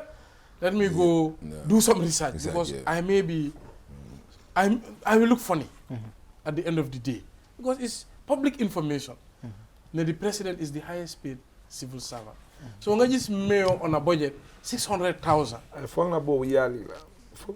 Yeah, he was talking yearly. According to Mumlungwa. Yearly. So the 600. So this is no. I saw a post. This is not a post being more one. Yeah. Where they snap that section. Yeah. Mayor's allowances, mayor's knee, mayor's nale, mayor's 600 million. So clarification nambi mune the salary of the mayor was increased from 610,811 17 bututs, that was in 2020, to 676,575 64 bututs. My net salary is 47,000 after taxes. 47,000.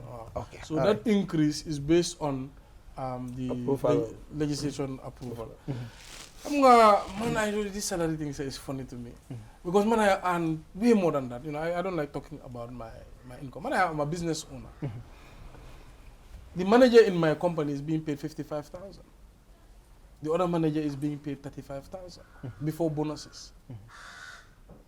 I have over 30 staff. So, man, my HO salary is just funny to me.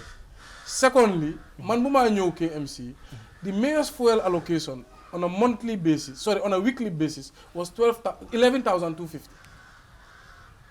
11,250. With the mayor's car and then nga am utility car pour sa jabar. Bu ma ñëwé the first day ñu jox ma coupon si. Dam ko xol dama tit. I slashed the mayor's fuel allocation from 11,250 to 5,000 weekly for both cars. But look enough funny, I don't even have a utility car. Dama reject utility car. My wife has a car, man, I have my private. Ñep gis nañ buma campaign, I had my private. Fafa, I think you've been in my private during the campaign. I came in my private. When I came into office, the mayor's car was so, mayor bisa, I'm KMC was that bad. The mayor's car was so depreciated, bowed. So manuma ñoo oma moto. So dañ ko patch, ñu jox ko deputy mayor bi, Musa Ba. So man, in my first 6 months, oma moto, I was using my private. But December of 2018, Councillor Karamo as finance committee chair, mine waruñoo seet ne mayor dafa am xaalis rek kon dafa war a dawal motom bi. The institutional car of the mayor is about professionalism. He's representing an institution, so dafa war a am moto. Moom moo push that initiative. The first car they bought a Nissan Patrol, yu magi, from Sherbe Madi, $4.8 million or 5 point something, I cannot remember. They brought it for 1 day, rek matit.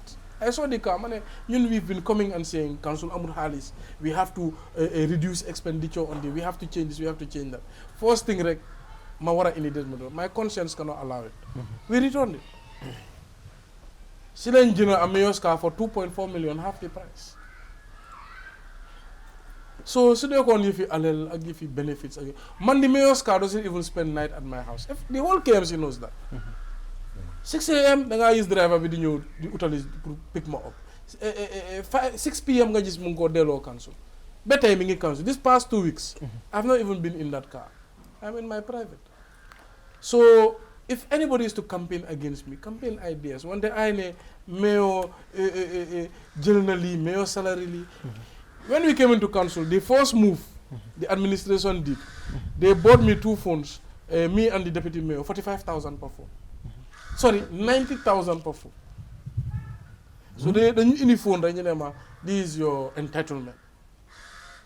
That was the first move the administration did. So many lilan la. You know, it's a phone for it's your entitlement. Mane no, I already have a phone. Want to buy them coffee. Mane ma o procurement. Nyata ngeen phone bi. Mane ma o bu nekk 90,000 ni. What? Mane ko no problem. Of course, I'm in this country. I know. And this is 2018. My unit my procurement officer. Mane ko demal Sunrise GSM. This very model. Jëlal ma invoice nga indil ma ko mu indi ko and it was 40,000. That very day ñu transfer procurement officer. So even bu mayor bi daan tukki, you have a per diem of 230 pounds a day sterling. What KMC used to do, dañ la jox per diem ñu jox la lu ñu ooyee impress. So my first travel ñu indil ma per diem, ñu indil ma impress. So let's say I'm going for 10 days. They give you 2,300 pounds. Then you indil ma impress $1,000. Ma ne leen lii lan la. ñu ne ma no. It's just xam nga mun nga ko use pour xam nga anything rek. No. No. The per diem is for your lodging, is for your food, is for your all your extra expenses. So man, if this is the practice, then it's a bad practice. Ma delloo xaalis. And since then, no director. Since then, no director. Because man as a leader, I know one thing.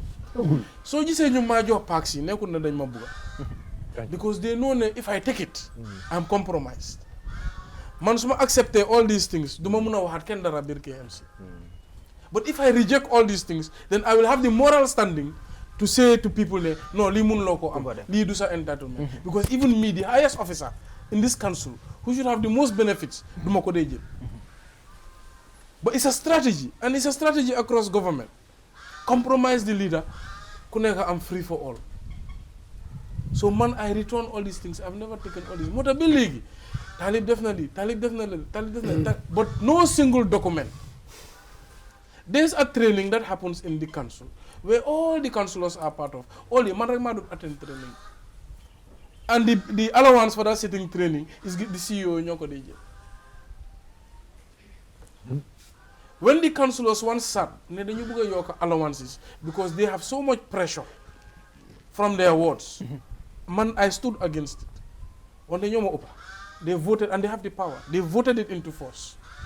All parties. That's one of the most baseball agena ragal yefi council. That's when I realized the mayor is powerless.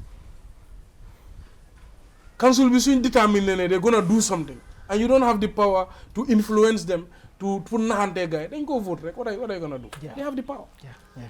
It's the council is the executive. But this mayoral election is a foregone conclusion. The reason I say ni neku defi sani karta, yefi dole la. Council be set na be pare. Ñun mom dañoo campaign rek yefi vision. It's a competition of vision. Lan nga mëna convince wone tay whether it's Bakary, whether it's Pa Modumbo, whether it's me, if you come and say, "Hey, my fellow councillors, this is my vision for year 2024." They say, "My friend, reject." You go back to your office. Nga ne legi harama dem ut conference fu ma dem tok waxtan ak implement. Yeah. So you cannot implement. You cannot implement your vision, your plan without the control and consent of the council. Because that's how it is set. Executive decision, executive power. Ndax yaa ngi procure dara. Ndax yaa ngi employ nit. Ndax yaa ngi set budget.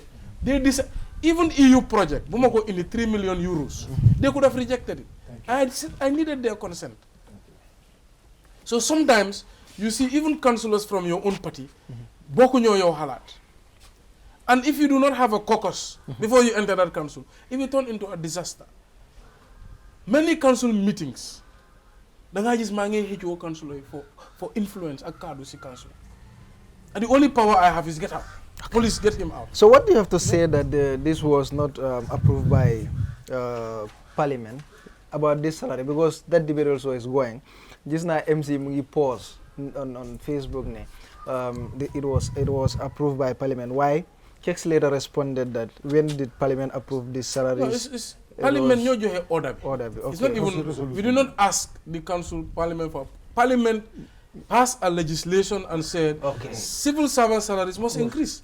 Ministry of Local Governments and Land, this is the new decision from the Parliament, implement accordingly. But it was not even your own decision to say. Initiative. So you see council floor. Ministry of Local Government send a new letter. The Parliament have passed this new law. They said salaries must increase. Our council, even though government, Parliament can pass a law, council still needs to pass a law or the institution cannot react. We can pass a law against the Parliament. It's illegal and government can take us to court, but we can still pass a law against Parliament. It's an illegal activity. And those, the institution of the council can be held accountable through court of law. One day it's a governing body. We also have to implement accordingly, but we have to pass a council resolution. Okay.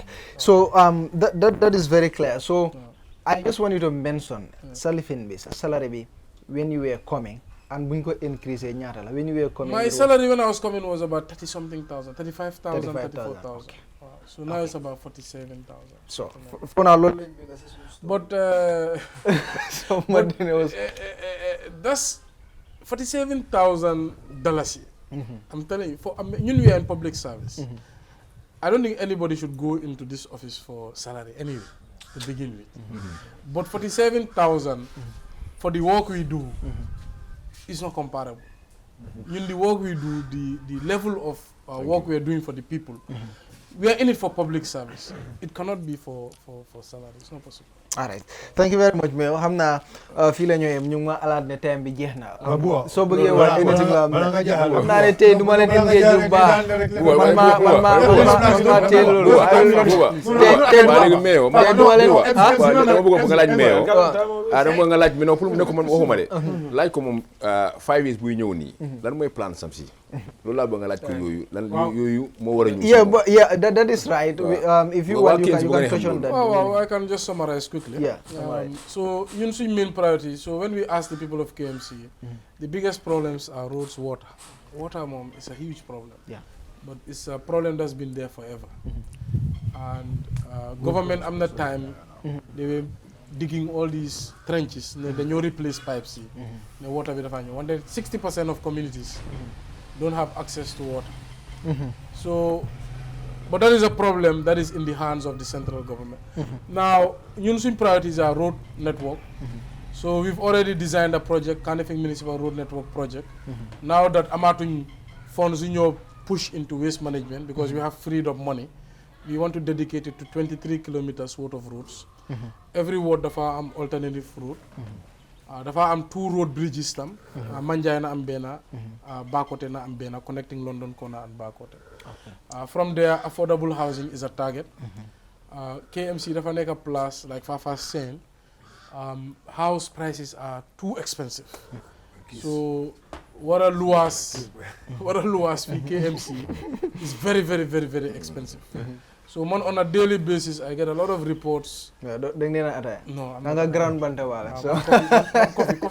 Coffee nañu. Dafa am issue bu nga xamne tay evictions dafa bari. Mu am issue tam bu nga xamne tay so nekké yaay sa jëkër mu ngi la bay small children luas is very expensive. If you are a young man who's starting out as a family, pour am luas dafa cher.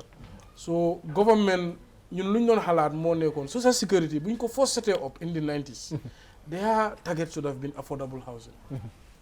But gis nañ estate yu bari yuñ defar yépp pour millionnaires yi la. Nobody is worrying about the grassroots, the community people. So this latest government I think they need to set up a ministry of housing. Because I know Dakar, I've met their housing minister, lands and housing. Because nisu amé ndox nga am lekka, the next thing is shelter. So ñun as a council, rent tribunal is no longer under us. We don't have legislative power to control rent because in many countries they have price ceiling on rent, meaning the landlord will not charge over a certain amount. Also, you cannot just evict somebody just like that. The power and protection for tenants. So ñun mënuñoo am all these powers, but what we have is in many countries councils are providing housing, council flats. So ñun dañu bëgg any supply of housing pour mëna jema mitigate pricing bi. Third is urban transportation. Urban transportation, just like government in buses, which is all well and done, but still they're not doing it like we think they should do it. Because it's not affordable. You're also in a bus, 50-seater, we charge the same price as taxi. That's not a public service. But we know that GTSC is a business. We know that because it was set up as a business. GTSC was an investment by Social Security. GPTC more like on public transport company, subsidized by government. So as far as government does not have a public transport company, ñun as a council, like many councils around the world, we want to provide our own public transport company with affordability. ñii suñoo charge $9, at least ñun ñu charge for $4, $5. And bu mu nekk boss bu nga xam ne main highway rek. That's not where the people are. Na boss yi duggal ci community Manjai concrete road, Dipakunda concrete road, Ibo town, so and mu nekk a decent size. The fourth agenda bu ñu am mooy suñ dom side bi, since mënuñoo am alternative area, and Fafa had a good point about distance, and feel like I'm going to explain it. Dump sites, the way they work, in Canada, I worked in the waste management field. In the city, within proximity, for a transfer station and recycling center. So you bring all the waste there, fresh waste, for sorte, metals them fee, wood them fee, corrugate them fee, lead them for car battery them fee, tire them for. Then low muna recycle, then go you recycling centers. Or fofu ñu recycle ko luñ mënta recycle you transfer it as waste to the landfill or the dump site. So we have already secured funding with Ministry of Lands and Local Government. I called Abba to my office, we did it together. where European Investment Bank are doing a pre-feasibility study right now as we speak for €50 million grant for this project. Wow. 25 million euro. 25 million euro will be a sovereign loan to the Gambia government. 25 million euro will be a grant. And this was a collaboration. I need government. We have to work together. You know, so I sat with Abba in my office. We did the international call. We did the arrangements. So pre-feasibility study bang start right now. Okay. So this is the waste recycling activities. Okay. So I think these are the 5 points. Right? So it's transport, housing, recycling center and facilities. The last one was waste management, transport, housing, affordable housing, and roads. The road network, which I just spoke about, the road network. So these are the 5 points. Now on the 6th point, then you just know there's a disconnect between swing tenancy and residents and government services. Come nobody understanding what is their rights, what is the services they're entitled to, both at the central government and the local government level. Too many questions. So then you decide to set up Office of Public Information. So for example, immigration services. You also make a foreigner who's come and live in KMC. You're a resident. You deserve to be served. Young fi, yaga fi, you are entitled to naturalization. Sa domi judu nañ fi am nga jabari Gambian. But ba legi ya ngay wiri wara mënulo am kayit. You come to that office, we will advise you on your rights. We will have a lawyer to advise you on what legal processes to take. Secondly, youth, you just watch a school, access to scholarships. You know, can you get it from central government? What can you get from council? What guidance can you get? So we want to connect residents with the information they need from government at all levels. But so the whole premise of our next 5 years will be youth-centered. The employment la, the business opportunities la, the amenities la, because youth see from nekani, boys and girls constitute almost 70% of the Gambian population. And right now, ñoo gëna vulnerable. So we need to really focus on these guys. Kerr maa ngi dem si black market bi. I know people call them criminals, sachakat, all sorts of things. Wonder if you really talk to those youths, ñëpp ñi ngi am idea, ñëpp ñi ngi am business bu ñu bëgg a taxawal. But the access is the problem. So we want our next 5 years to be guided by a youth focus. Yeah, so thank you very much, Mayo. Ñu jox la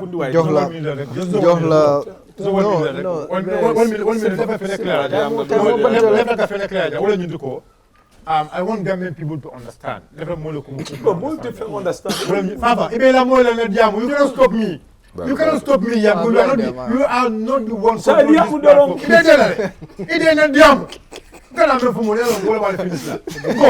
It's very important. It's very important. And Talib can attest to that. Any project, they are securing all this project. They look at the quality and the qualification of the leader, the one leading the institution. I think Talib works. Any project, they look at the references. The head there, because that gives them the trust. So it's very important in their record already, Thank you very much, Mayor. The information is from the Foreign Affairs Ministry is the Gambian ambassador to Sierra Leone, Aliu Kejame is no more. So I'll leave you to yeah. So you need to give your condolence message. It just happened. Yeah, it's just happened. Sure.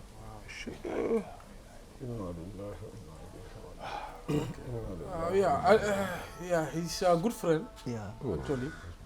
When we went to Freetown, he facilitated all our activities there. We visited him at the embassy. We had dinner. That is very sad news. My condolences to his family. Thank you.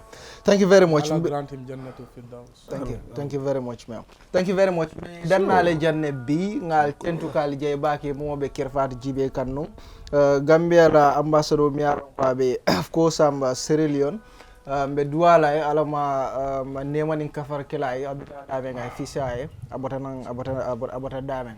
So ngatele sorono jambi meyo Talib Ahmed Bensouda ni ala kiti tala nyanta bakari sotla loku nala ate fanam bina janne pour que diam mole ala plan so la mi alon ko ay wala soto pour que KMC la mi ngana sponsor tindu ke je ba ke Kerr finder mu korda wa fi bunda ti mi alon ko ibe Gambia banko kan jang andon ye kordal soto dawo da dulal beto mi alon ko ibe Gambia jang ilafta location na ni tara Kerr finder don isa soto no woto alta ala kordal sandi la lanno warta ila nombal be tara ka bore screen o duma bari fanan sense finance mo molle mi alon ko ni nata kodikio la Gambia banko kan jang molle mi alon ko akam tele ko ela kol sone ata bakele ni nata sense finance ye bunda keme fula nyogol mi alon ko ye wole soro Gambia banko kanjang wala na sonya renita ta bukalo e katale dro yela kodota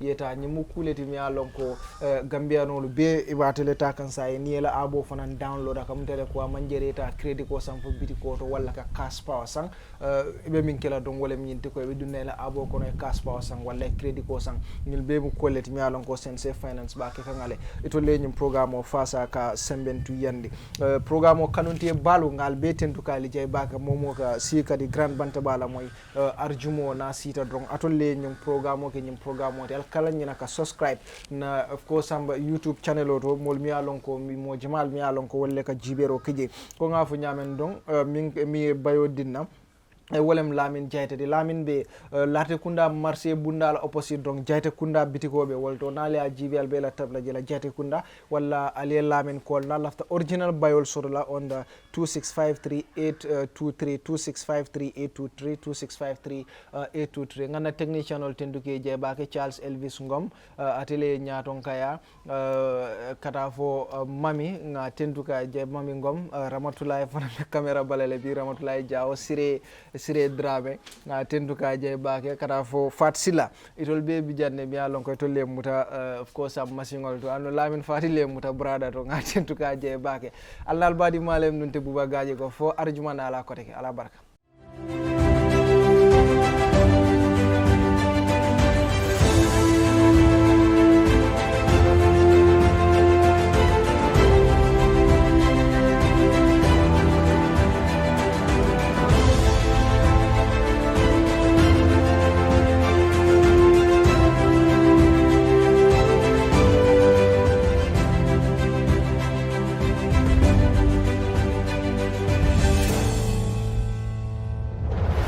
Kerr Finder is a real estate company that focuses on property development within the Gambia.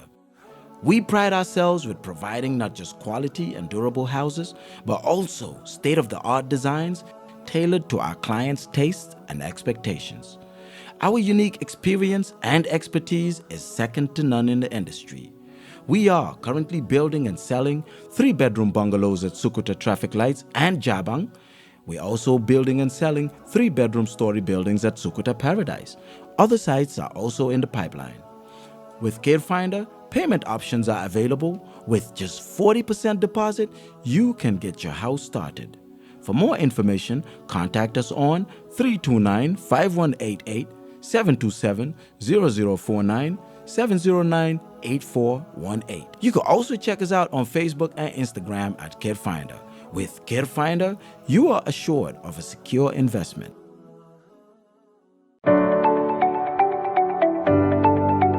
Sensei Finance. For all your money transfer needs from UK to the Gambia, we offer services including cash pickups, bank deposits, cash power purchase, and mobile top-up.